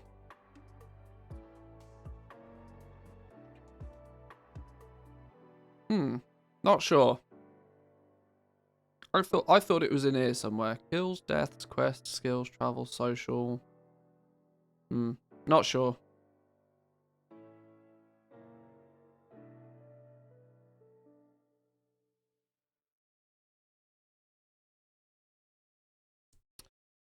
Right, okay. Next on our list then, returning play with lots of alts. With all this talk of legendaries for gold making, it's worth bearing in mind that it's not the only way to make gold. KO121 asks, what a returning player with lots of alts can do. I'm not up to date on Shadowlands' low time investment ways on making money. Is there anything like Anchorweed Transmute that's a consistent, decent money maker if you have an army of level 60s? Besides doing emissary callings every day for about 1500-ish per character. So let's see what people suggested then for sort of simple, low effort ways. Obviously, let's be aware that low effort usually means low reward, but let's see what goes. So here lies the problem with this expansion. The best low time investment to make money is doing the callings and farming out the mission table on as many alts as you can handle. The problem is that it takes an enormous amount of time to set up and reach that point. You need to get them all through Shadowlands, complete the Covenant story on your alts, unlock the Korthia story, and from there keep them farmed on resources until they can become resource neutral through the mission table itself. To get to this point, you need to get all of your alts to have a level 3 Sanctum upgrade. From there, you can just basically log in and out of each toon daily or every 4 hours to farm the mission table. You can also do the calling still if you have time for that, but it won't be necessary at that point. Yeah, I mean, you got to think about how Blizzard balances things, right? So Blizzard does take a look at the economy in some regard, and Blizzard does decide that, right, well, the way that they want, and this is why callings became a thing in Shadowlands, is that what was actually happening in past expansions, especially in the tail end of BFA when everybody was trying to farm a Longboy, was that raw gold farming became massive out of seemingly nowhere. In my opinion, one of the most outrageously tragic ways of trying to make gold in the game that's ever been. And of course, no surprise to anybody that Blizzard squished it from literally every angle. Farming old raids for gold, squished. Farming, thousands and thousands of mobs every hour to get gold, squished. And that's because Blizzard, if they, how do I put this? How do I put this? If you are going to do something degenerate, for the purpose of goal making, Blizzard would rather you be doing it in the current expansion. Which is why callings are a thing, right? Callings are there to be the best case scenario for raw gold that you can get your hands on, and it's no surprise it comes from the current expansion.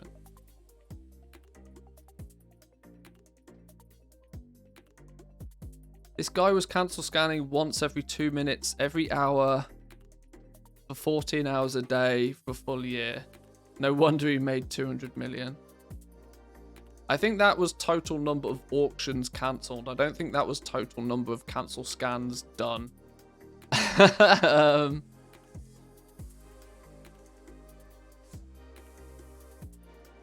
Yeah, I don't think that's cancel scans complete. I think that's total auctions cancelled. Two very different numbers.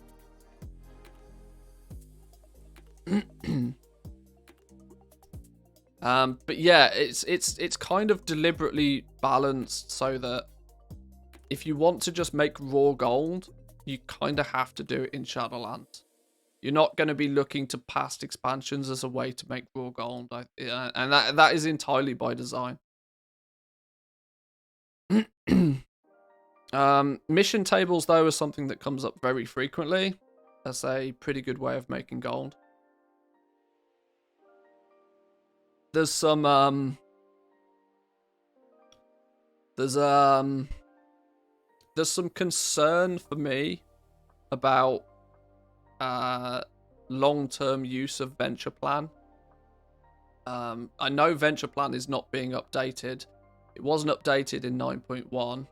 It's kind of been hotfixed, I suppose you could say, by the community, but not officially supported by the original author of the add-on. And of course, I doubt we will see an update to it for 9.2 either. So Venture Plan is actually just getting worse and worse by the day. When we get into patch 9.2, it's probably not going to be all that useful.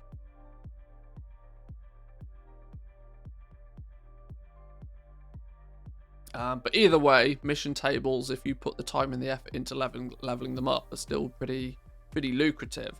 But so here's a little setup that's worked. Skip the callings for the most part. They don't give anima, so it's not worth the work for very little reward. You should get a single character to renown 80. Firstly, head to Torghast and farm all the followers. It can take you an hour or two per ult. You're going to need anima to keep the table rolling. World boss kills for the 250 anima. Also, there's the Shaping Fate is not bad as well.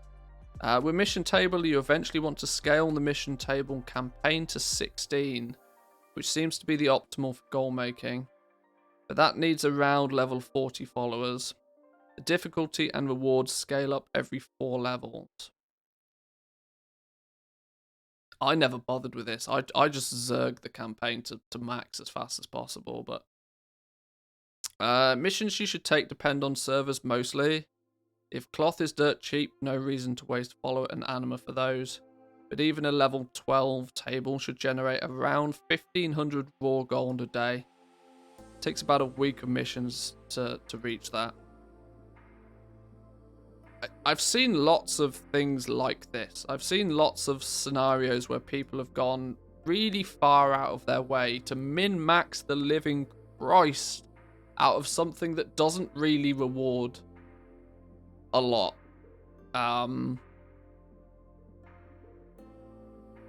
If people put more effort into progressing to bigger and better things, they would achieve a lot more. This level of like effort and min-maxiness to get 1500 raw gold a day blows my mind. It's like people that try, like they all spend hours and hours and hours and hours optimizing their farming route. And my suggestion is always spend that time doing something that is going to progress your account further. It just seems like a really weird way to focus your time and effort. Might just be the fun of the process for them. Yeah, sure, maybe. Maybe. But it doesn't seem to, like... You know that farming, for example, has a glass ceiling. A limitation to how much you can acquire from it. You'd be much better suited trying to push past that by doing something more constructive than trying to get as close to that glass ceiling as possible. But yeah, in terms of low, you know, if you've got a fair few ults, mission tables is definitely a win. Without question, mission table is definitely a win. Just be careful though that Venture Plan is just bust. And probably unlikely to ever be fixed. So one quick Blizzard nerf on the mission table would make the whole thing pointless. Well, if they completely squish the use of Venture Plan, then it's in a bit of a sticky position to begin with.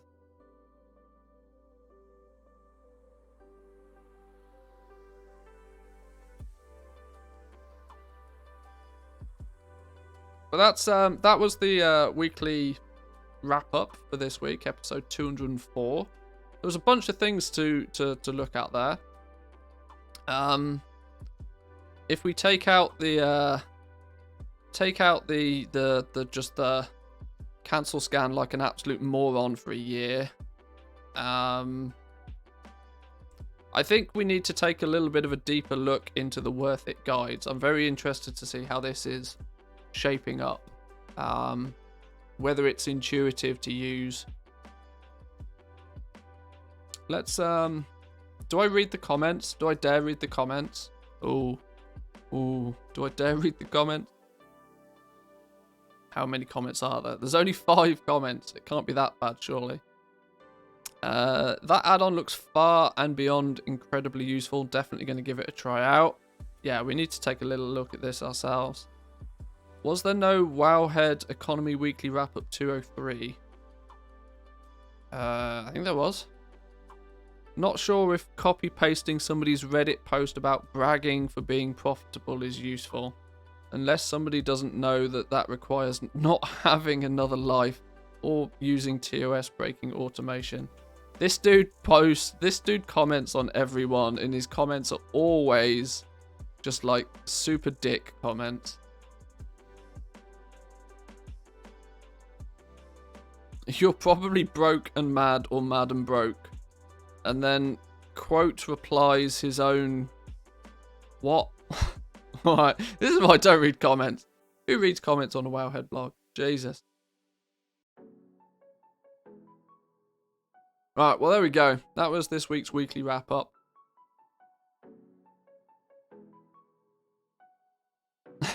Only 5 comments, can't be that bad. Triggered by all 5. Oh dear. Oh dear. Let's see. Did I install Worth It guides? Where's my CurseForge add-on? Let's take a little bit of a look.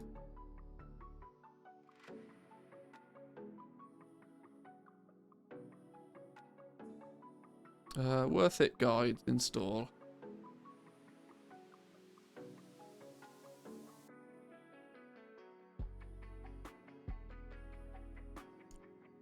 Only 1.3k downloads. We should be able to just do... Let's load back into this account. Let's take a little look then. I'm intrigued by this. I'm intrigued by what guides there is.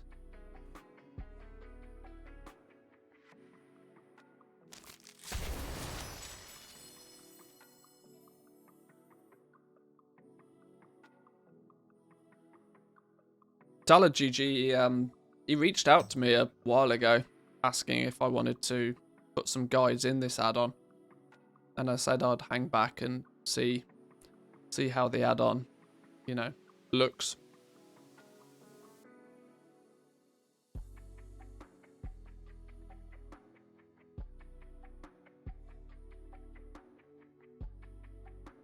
Because I think his goal is to get it to be... I think his goal is to get it to be a bit more of a community project. That he wants, you know, multiple content creators to submit stuff to it. And understandably, right? Because putting something like that together all by yourself is probably an awful lot of work and time and effort. But I have my own outlets for guides and stuff. I focus on the YouTube, so I said I'd hang back and see how it ends up looking. Is it this one? Here we go. Worth It guides then. Okay.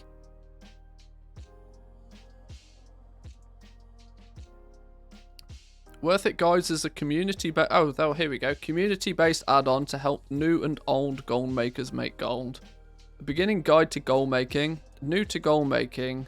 Learn how to get started with the beginner guide to gold making, where you'll learn the basics to make gold and understand how to farm, craft, and flip. Learn more. What happens when we press learn more then? Go. Aha, okay, it just pops out a text box. Alright, fine. Gold making has 3 main gold making methods. These are farming, crafting, and flipping. his use of capital letters in the middle of sentences is going to drive me mad. But I'll move past that. Each of these methods have their pros and cons, where some take more time than others and some require an initial investment of gold. So with that covered, let's dive in. he writes it literally the way he speaks. That's funny. That is one of the most common of the methods, and also the most people adopt, is the method that provides the easiest barrier to entry. This can be done with core gathering professions, mining, herbalism, skinning, and also fishing. Okay, this seems to be, you know, just a very straightforward, simple, what is farming? This is farming. The most common of which is herbalism paired alongside a druid, as this class can gather herbs while still being in flight form. Alas, if you do not own a druid, you can achieve the same effect by using the Sky Golem mount on other classes. If you're choosing to farm with one or two of these gathering professions, I would always recommend starting your farms in current content, as these will sell fast and provide you with the quickest returns for your time. However, if you are looking for higher returns, then older content is king. A good starting place is mining and herbalism in cataclysm zones, as these materials are always in demand too. And then, okay, so there's a little bit of an overview of what crafting is, what flipping is, some add-ons that could be useful, and then a conclusion, like every good essay should have. The overall way of making gold is to either invest your time or gold into farming or creating items for a profit. So in conclusion, farming is better when starting out for fast sales, and crafting is more scalable and can yield more gold in the long run, whilst flipping is more of a high risk, high reward type effort and should only be done if you're okay with losing your gold if the gamble does not pay off. So hopefully this ties up any questions you might have about gold making, and if you have any other questions, let me know in the comments and I can answer them for you. In the comments? Has he literally just copied the script off his YouTube videos? This is an in-game add-on. What comment? Okay. I'm not going to bash it too much. That's funny. Okay. I'm going to be brutally honest. I can't imagine there's many people that are going to actually go through and read that. But that's our beginner's guide to goal making.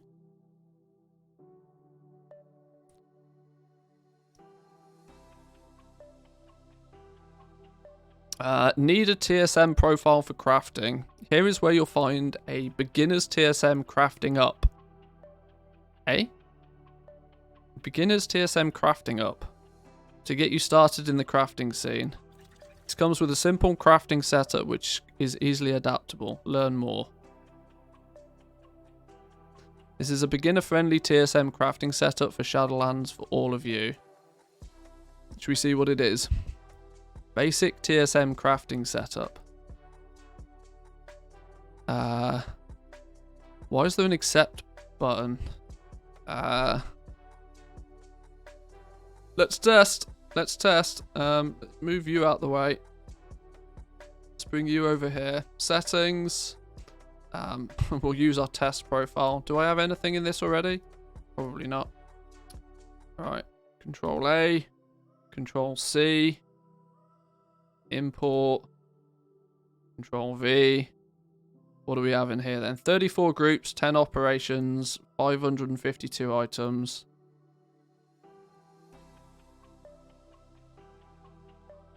So, alchemy, blacksmithing, cooking, enchanting, inscription, jewel crafting, leatherworking, smelting, and tailoring. Deep sea bag, lightless silk pouch, netherweave bag, shrouded cloth. Oh, is this just a scatter shot? Oh, no. Oh, no, you haven't. You haven't put everything in one group, have you? Okay. Please tell me these are added by item level. Oh, no. These are... Oh, no, some of them are. Phew.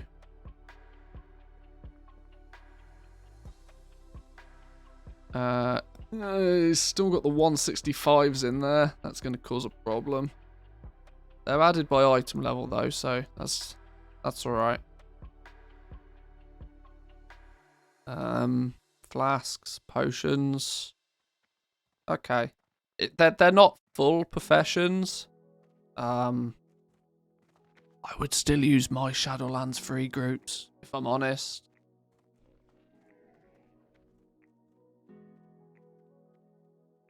But I guess it's kind of current enchanted stuff, enchanted mats, old world. Very odd one to randomly add in.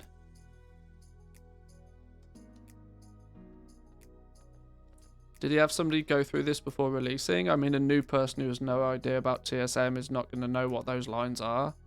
No, true. I don't think... I'm not sure is the honest answer. But I'm just trying to, you know, get an understanding of what the unique selling point of the add-on is. Now, I know somebody is probably not going to understand that. And like I said, if I'm going to be brutally honest, I would recommend downloading my free groups. But, you know, I'm biased. I'm slightly biased. But I would say my free groups for Shadowlands are probably a little bit more easy to get on board with. You know, things are kind of broke down into groups that you would expect them to be in.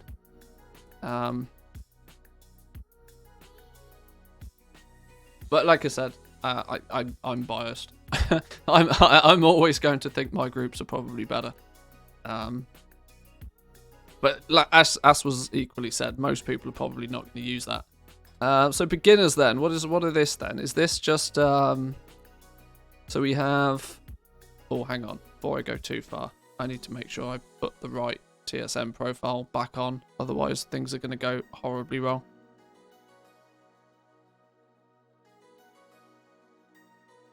What else we got? Beginner's Guide to Gold Making, Crafting 101, Flipping 101, Gold Farming 101.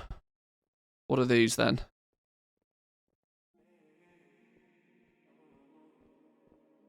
Okay, so we got little written guides. These absolutely, these are the scripts for his videos.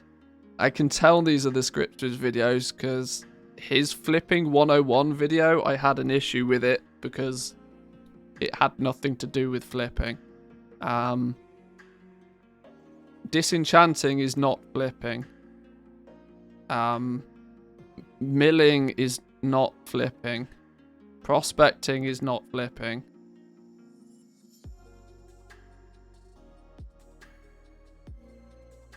Alright, sure.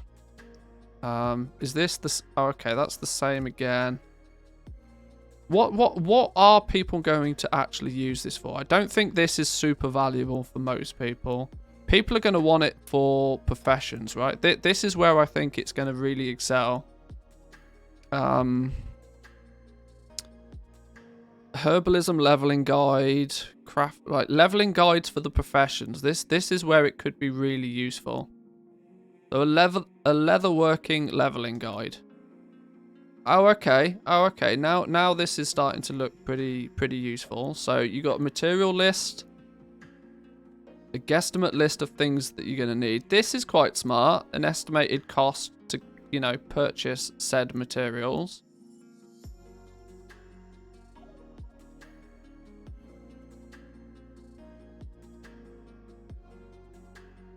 Shuffling and flipping is not the same thing. Yeah, exactly. That's kind of the point. Like, flipping is quite literally buying something with the mindset of selling it for more than you paid for it. You're not doing anything with it. You're buying something and then you're selling it for more than you paid. That is the fundamentals of flipping. If you're buying something, doing something with it, and then selling it again, that's then no longer flipping.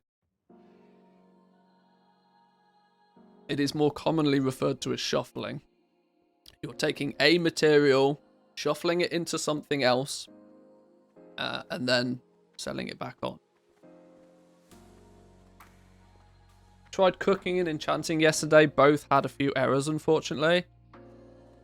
There's probably going to be teething issues, but this is like literally the first release of this, so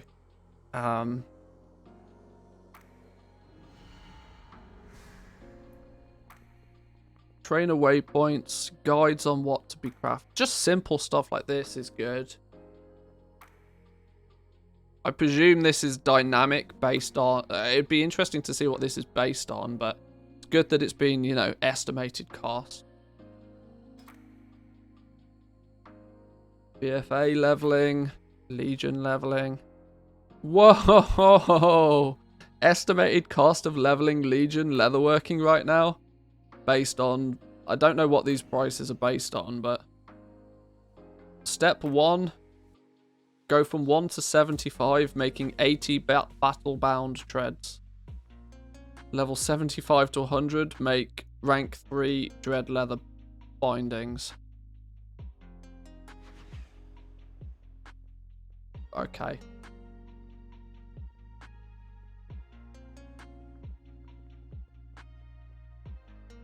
Rough around the edges, but I see this having potential.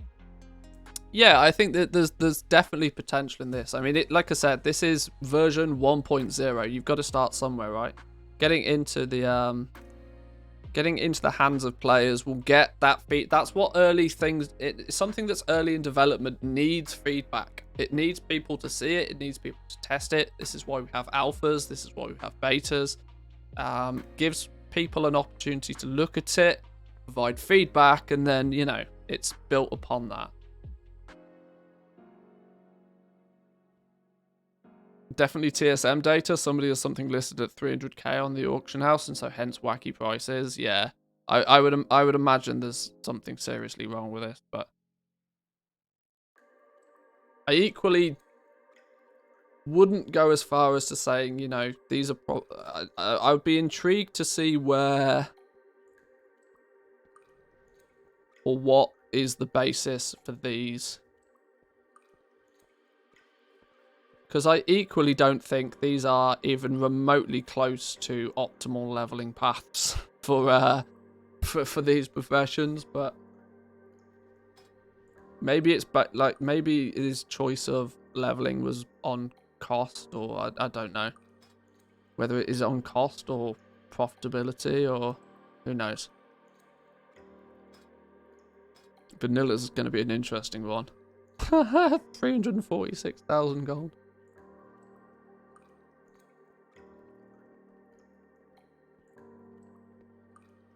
But from a basics point of view, this is a really good start, right? It's a really good start, and I don't doubt this was a lot of time and effort to put this together. Even if you're just copy and pasting WoW professions. Now, I'm not saying that's what's been done here, but even if you were only to do that, that's quite cool. I like this. The estimated cost is good. My constructive feedback on this would be that you can probably make the guide the guides a little bit more dynamic to calculate which is the most cost efficient route, because that's what people want, right? People are going to want the cheapest way. If one material just so happens to be outrageously expensive, then sure.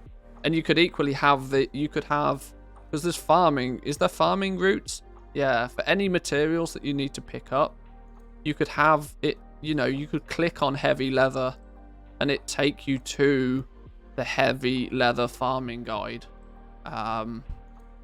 Is there one?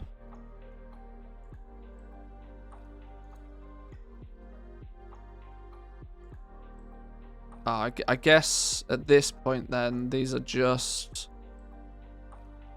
Are these all text-based? Very specific text-based farming guides, okay.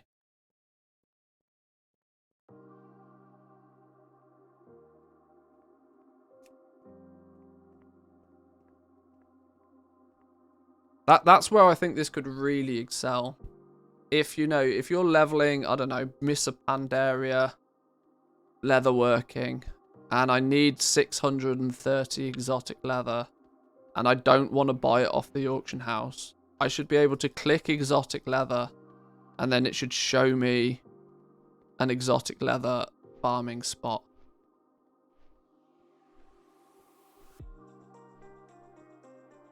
Yeah, each material should bring up there. That could be really cool. There's roots, mining roots, or if nothing else, have this link in with Worth It by itself.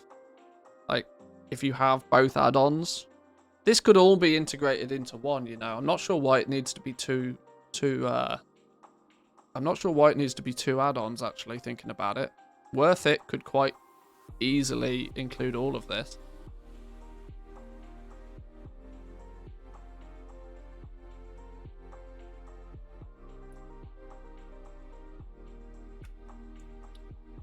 Oh, okay, so at this point we can go into certain routes for certain things. These of which I assume... Yeah, see, there's a lot of... This seems to have basically duplicated a lot of what Worth It has by itself. This should just all be one add-on. This should just straight up be one add-on.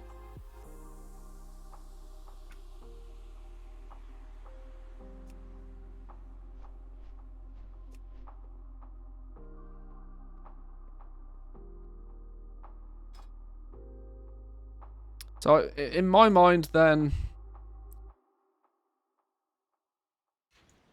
Let's look at leatherworking crafting. Okay. Leather to better? What?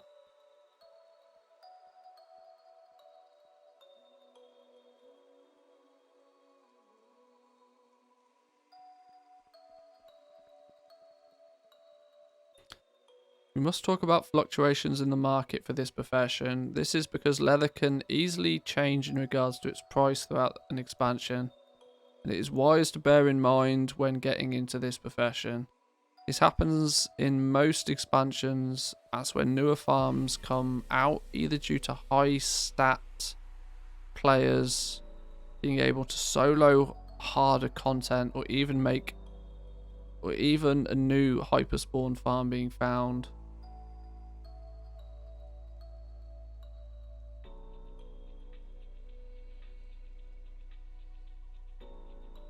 This is a good start. This is a good start. I must admit, there's a huge bunch of it that I feel should just be part of the regular Worth It add-on. But I think there's definitely potential here. If nothing else, the one aspect of this that seems to be of most value to me is going to be the profession leveling. This could be pretty... There's nothing really like this in-game add-on wise so far. I mean, Zygor does it. But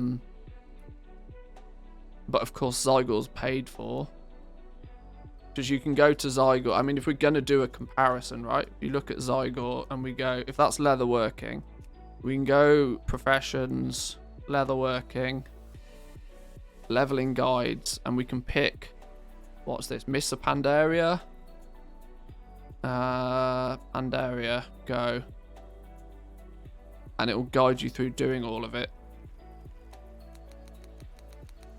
Is the guide similar? Train Pandaria leatherworking. Shah armor kit. 20 Shah armor kits. Move on to mist hide bracers. So it seems to be a similar leveling path. Which, I mean, once you know what the optimal leveling path is, the optimal leveling path is always the same optimal leveling path. It's not like it's a secret or anything.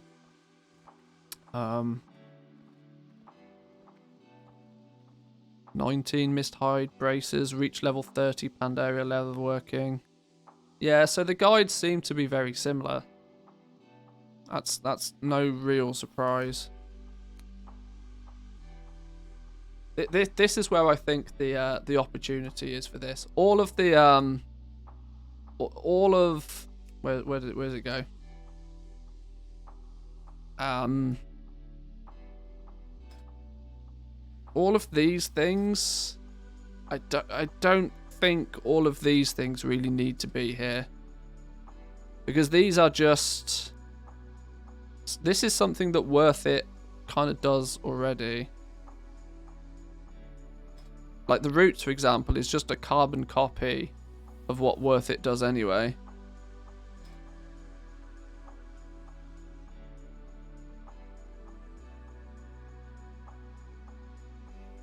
There's beginner guides, farming guides, crafting guides, flipping guides, gathering, leveling guides, crafting, leveling guide.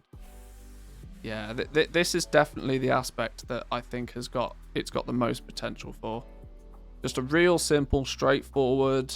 These are the materials you need to level. Giving you the ability to, not for everything, sure, but for something as late straight, for something as simple as like ore, you should then be able to click on the ore and it then take you to where you can go to farm late strike ore, for example.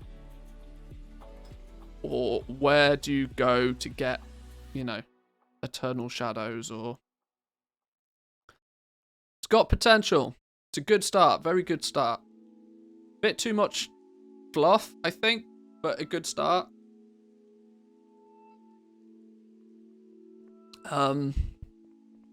Like what I've said to other people in recent times, sometimes simplicity, having something be clear and simple is better than being smart.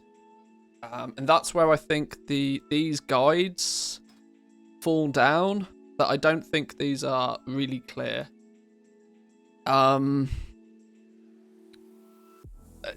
Mainly on the fact that I don't think people are going to read this. Honestly, I can't think there's many people who would actually read this.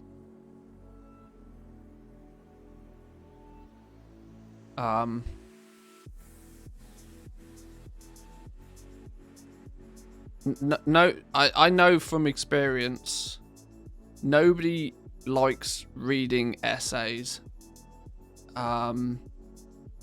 Hence why any websites you see are very graphical. Putting WoW Professions on second monitors, my add-on. Yeah, true. But this is a nice, you know, relatively simplistic way of achieving the same. But I think the integration of this with Worth It itself, this could just be a module within Worth It. I don't think this needs to be a whole separate add-on. Is that Zygo add-on? This is Worth It guides, which is newly available.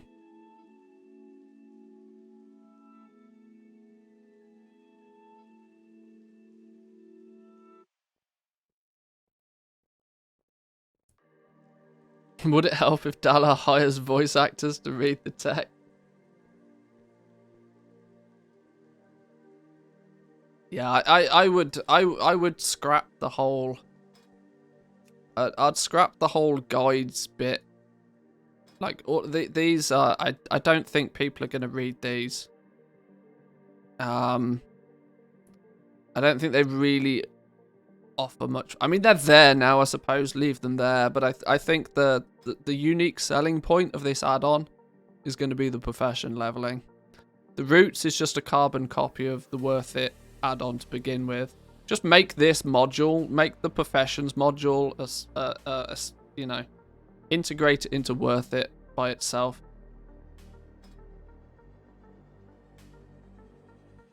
The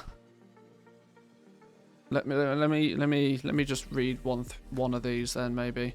Principles of gold making. This could be interesting. Yeah, nobody's gonna read it. Yeah, nobody's gonna read it.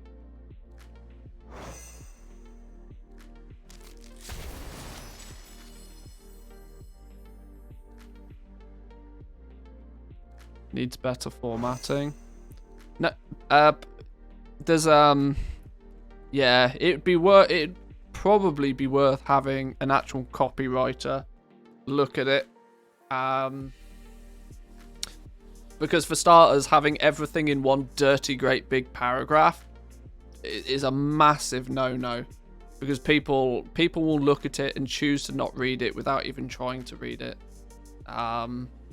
Look at any website that presents information to you. Not a single website will have a paragraph of text more than about 11 words long. Because people don't read it. But nobody's going to sit down and read this, unfortunately. I'm sure there's value in it, but nobody's going to read it. This is what, you know, these should be blog articles.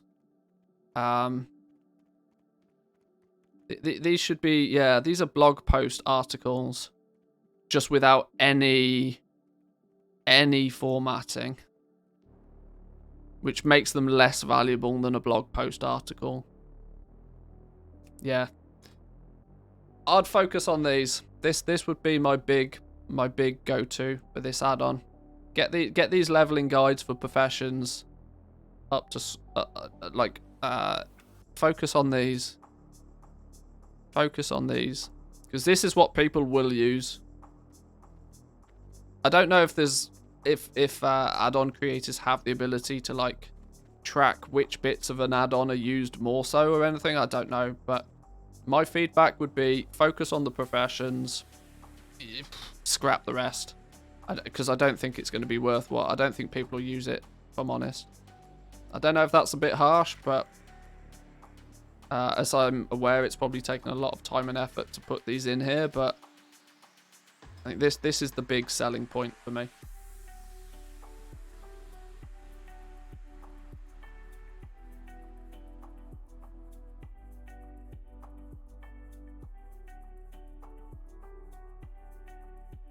If these kids could read, they'd be very upset right now.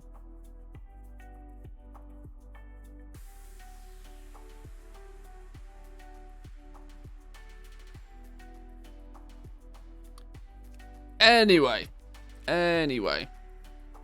I wanted to have a little bit of a look at that just to see kind of like the ins and outs of what it was. It's a good start. It's got potential. The written guide side of things, not so much, but the step by step how to level the professions, like that a lot,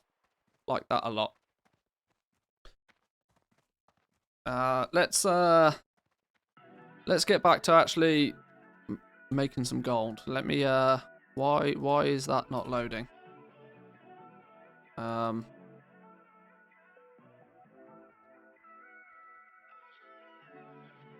Oh, that would be why. We've logged out.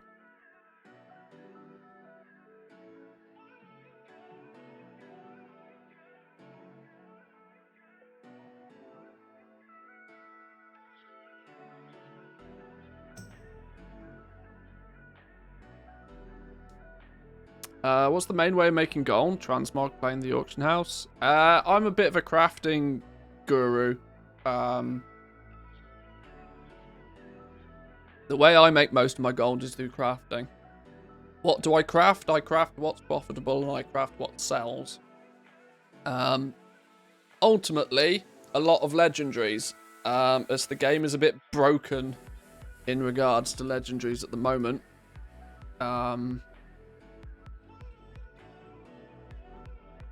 Guru? Did I say guru? I don't know. But I focus pretty heavily on crafting. Farm for as long as you need to farm for, and then dive into crafting. That's where the most gold can be made. And more importantly, it's an area of gold making that you can actually control. A lot of other areas of gold making are a bit random. Senpai, no, relax. You did rarely hear yourself promote. I'm not good at that. I'm not good at bigging myself up. Not to mention I hate the word guru. If I did use it, it was a mistake. Oh! Oh! selling stuff. Rank 6 is for the win. Go read a... So yeah, how do I make gold? I go read a blog post for an hour, come back, and I've made 464,000 gold.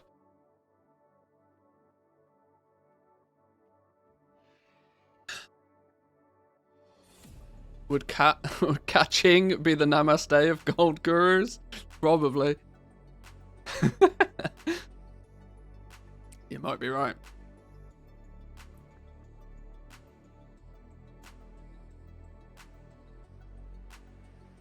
Want to get back into gold making? Is it worth leveling up rune carvings now? Well, they're not going anywhere. We're about halfway through the expansion at this point. On a, you know, considering most expansions are 2 years long, we're about halfway through the expansion. Legendaries don't appear to be going anywhere anytime soon, so in the next year you could do magical things, even if you've not stepped foot in the door so far. Has your competition for Legos giving up? Selling with no cancel scans over an hour equals win. It's very difficult for my competition to get anywhere, considering, you know, sheer lack of materials at any reasonable prices. As soon as they are available, I tend to buy them. I can't imagine my competition's best pleased about paying 750 gold for a heavy callus hide, and even then only being able to buy 19 of them. I'm one of the only people with the ability to buy the materials at the price and quantity I do, and still be able to, you know, craft and sell things. The buying power I have is broken. That's the thing, right? There's not on this realm. There's not been many people that have leveled legendaries to the max.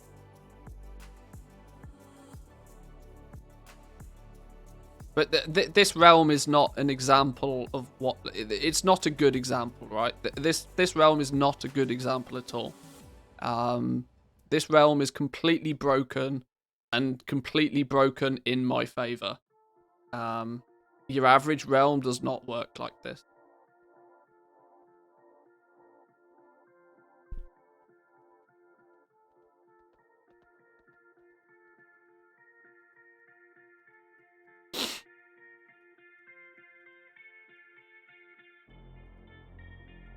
Sounds like Manthe broke it. Well, arguably, I kind of did. Like, being aggressive on the auction house on this realm for as long as I have been has made it so that not many people have had much of a chance.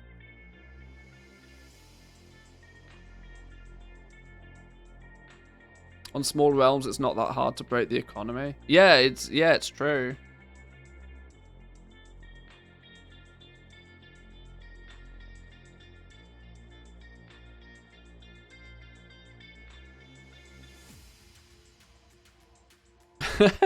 My cancel scanning basically consists of cancelling it to post it at a higher price.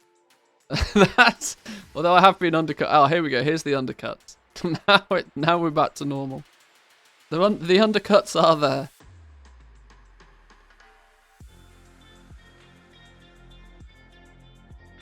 We should check Draenor, actually. I've not checked out Draenor today.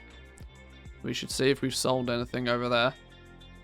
See if our gold total is gone up. If nothing else, we should probably relist our auctions. Probably a lot of expireds.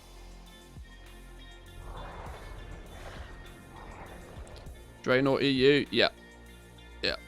We recently started on Draenor EU. We've not got very far yet, but we're getting there.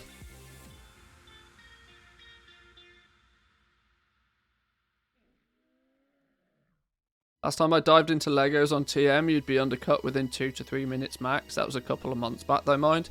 Yeah, on the big realms, it's still the case. Like I said, my home realm of Sylvanas is not a good example of how the game works. Because it's broken.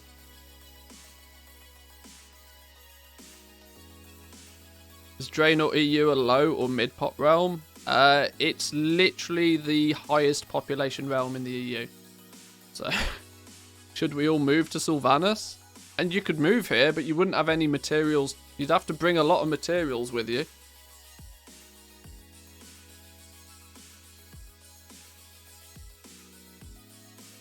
Oh my god, you're on Sylvanas as well? I'm the king of Sylvanas. I'm sorry to say it, but at the moment I am.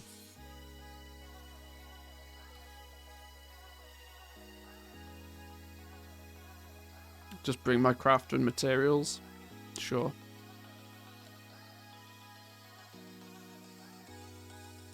Oh, we actually have nothing on the auction house over here.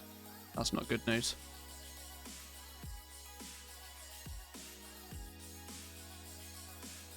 I only post on one character on Sylvanas though, and that's Coffee Club. If you see something listed by Coffee Club, that's me.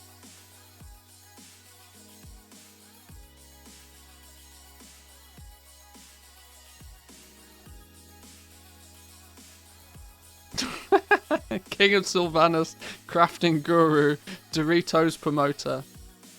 Totally not sponsored by Monster.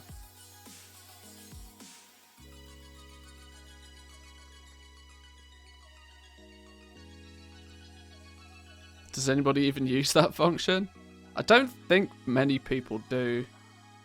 Whitelisting or equally blacklisting people is... I mean, it doesn't really make that much difference. It's dangerous to use in either way.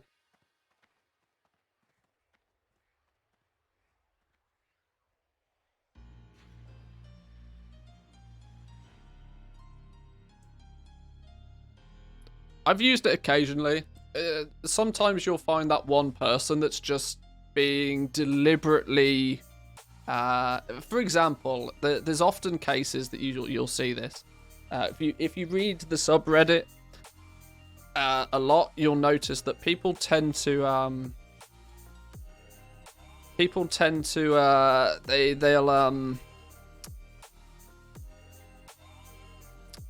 they'll sort of throw their weight around on the auction house, deliberately posting things at like zero profit just to try and scare off competition. If you find somebody on your realm that's trying to do that, trying to, you know, trying to get into a dick swinging contest, you can then just, you know, set TSM so that they just ignore their auctions and let them do whatever the hell they want to do, and you'll post yours next, because those kind of people tend to give up doing that quite quickly. Was that Monster Pipeline Punch? I think it was, yeah. Yeah.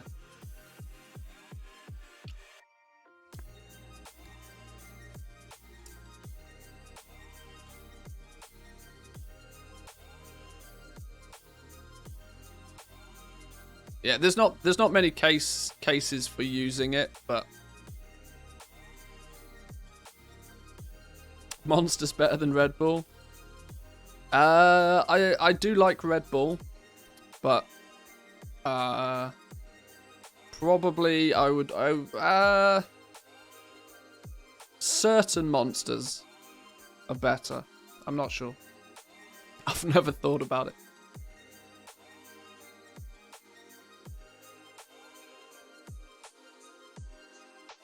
There's a dude that always posts stuff for stupid prices. Should I blacklist him in TSM? It depends what those stupid prices are. If there's somebody posting stuff like stupidly, if somebody's trying to liquidate their stock, for example, and they're posting stuff at like, I don't know, 50% of crafting costs just to get rid of it, you can whitelist that player so that you then won't undercut them. But obviously TSM will TSM would only undercut them if it was between your minimum and maximum price anyway.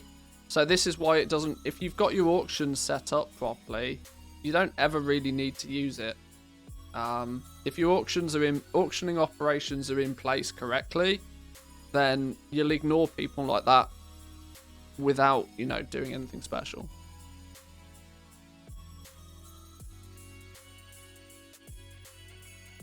I used to drink 3 monsters a day and play D3 for 20 hours on release year. Good times.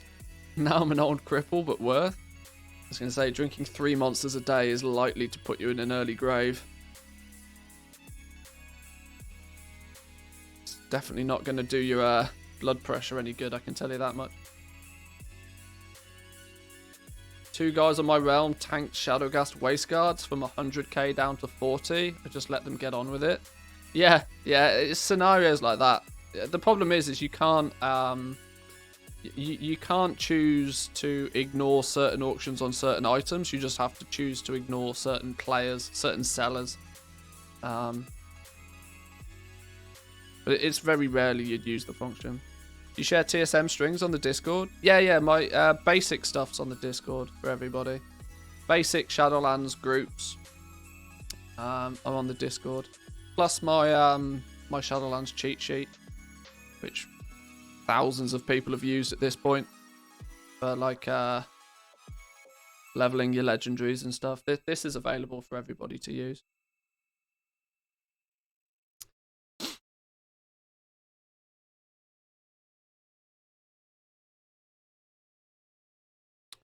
Right, that's that realm done. Let's get this lot posted.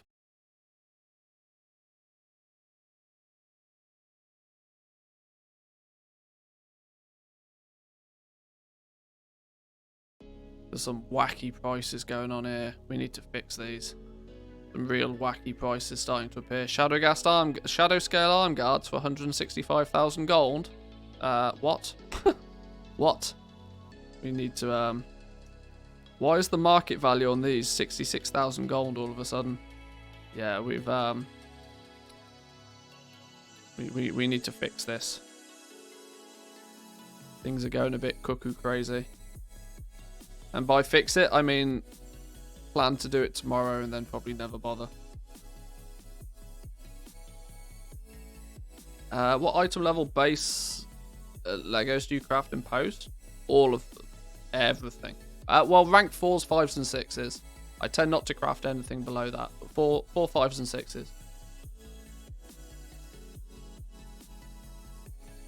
How do you fix that sort of stuff?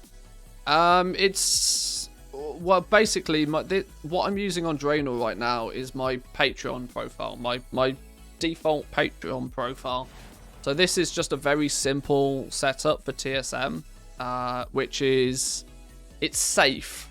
The profile is deliberately designed for beginners to TSM, or for people who just want, you know, a real simple, quick and easy setup to then build upon.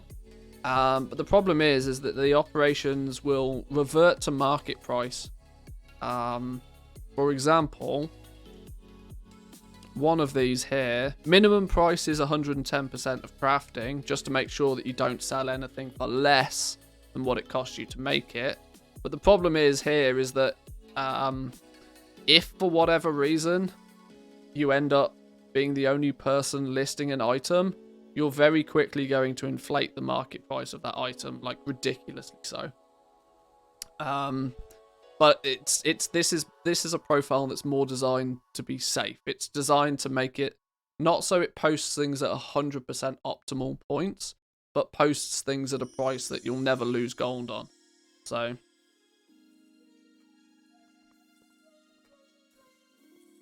you'd fold in region average to try and stop inflation. The way to counter inflation is to never post above 100% of anything. I wonder if I've got an example of it here. Do I use it on this realm? I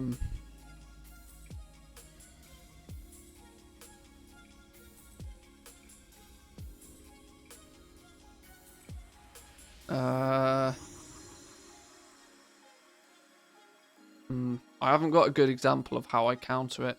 For example, world drop items. Oh no, this is not a good example because it's doing a whole bunch of things. This is probably not a bad one.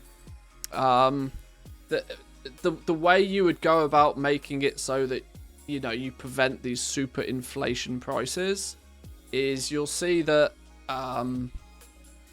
you do start focusing on regional prices more than local prices. This isn't completely foolproof, but it basically makes it so that you'll never post, even if you're the only person posting something, you'll never post things above like 100%.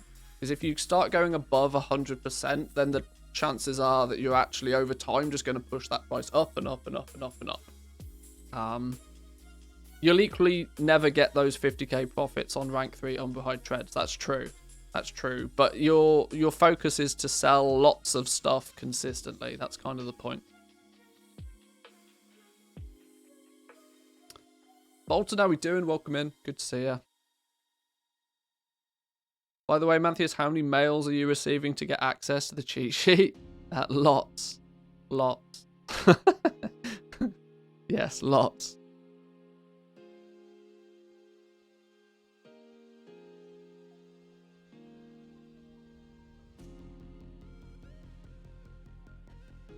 Not to mention, I also have one for New World, which is out in the public that people are using.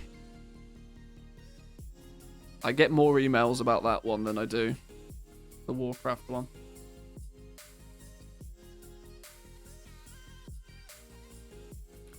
Right, let's get these things relisted then.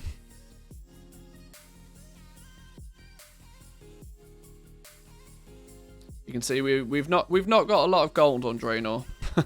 we've not sold a lot on Draenor yet.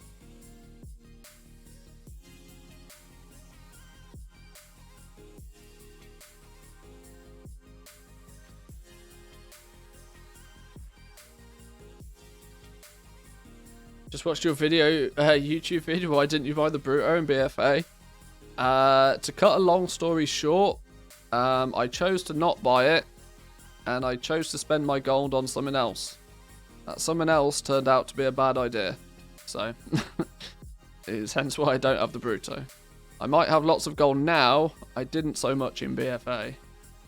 And I was not farming gold just to get it.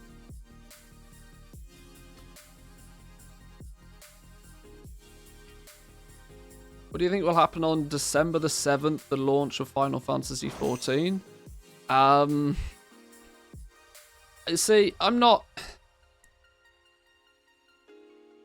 Whilst there is a crossover of, you know, there are people that play Final Fantasy, there are people that play World of Warcraft. I don't think you're going to notice much of a difference in game, if I'm brutally honest. There's still plenty of people playing WoW. There'll be plenty of, like, the people who play these games flavor of the month tend not to have that much of an effect on what's going on in the game anyway.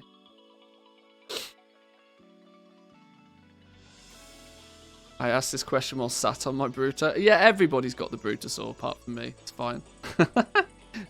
I'm the only one without it. It's fine. I'll waste all my gold on black market auction house boxes, and I'll get it from there eventually.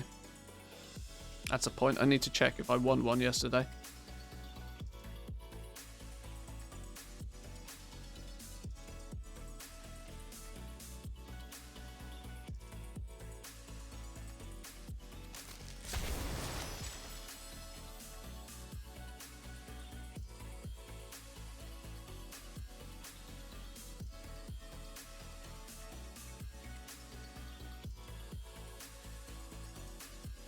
Blackjack and hookers in Goldshire Inn. Yeah, that's my real passion.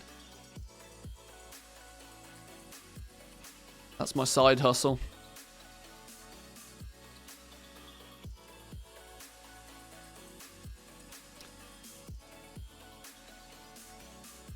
There's a few on Drain. Yeah, I mean, there's a fair few people that have got the Bruto.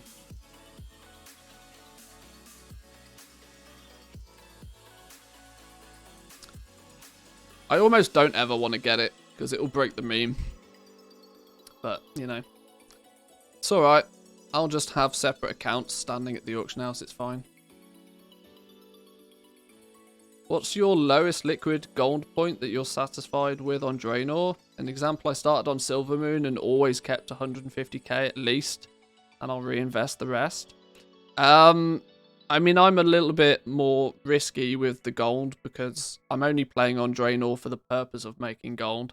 And I already kind of know what I'm doing. So, I mean, I'll comfortably just blow all of it, to be honest. But I'm at the point now where until I start getting into legendaries, I don't really have much to invest in.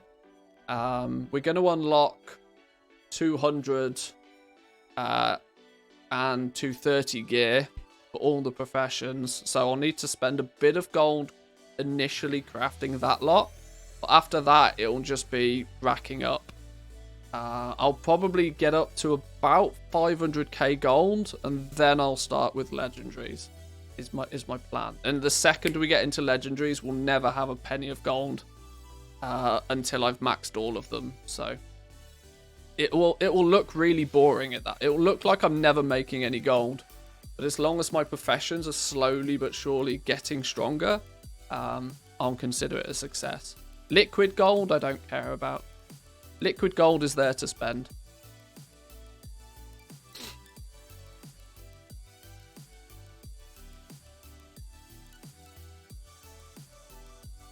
$150k for repostings, and if you see good deals. Yeah, I mean, if it's your main realm, it's always sensible to keep, you know, a sizable amount of gold. But I'm only here for the purpose of gold making anyway. So this is capital that's just free to spend on something. So also spend it on something that's constructive. It's all good. Let's get a few of these materials listed. Those on the auction house. Wow, those are cheap all of a sudden.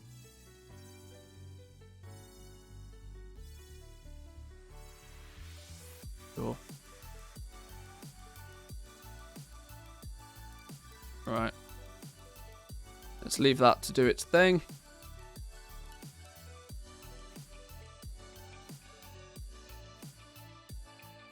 Best 5 mil I've ever spent. Yeah. I would agree. I would agree.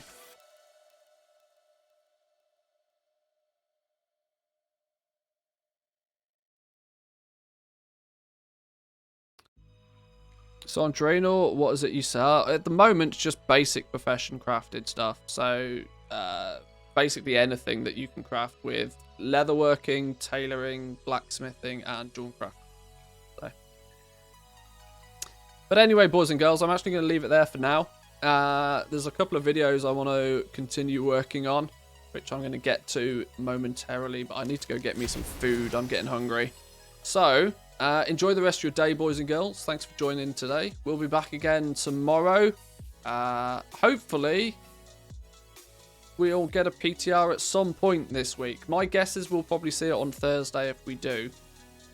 Second we get a PTR though, we'll be on the PTR and we'll be exploring and we'll be testing and we'll be figuring out stuff for patch 9.2. So stick around for that. 79 viewers and you close it? Well, I'm hungry. I need food. But I hope people enjoyed today. Like I said, we'll be back again tomorrow. If you need a little bit more Manthias in your life, you can always check out the YouTube channel or come say hi on the Discord. The links are down below. But enjoy the rest of your day, boys and girls. Have a good one. Catch you next time. Peace.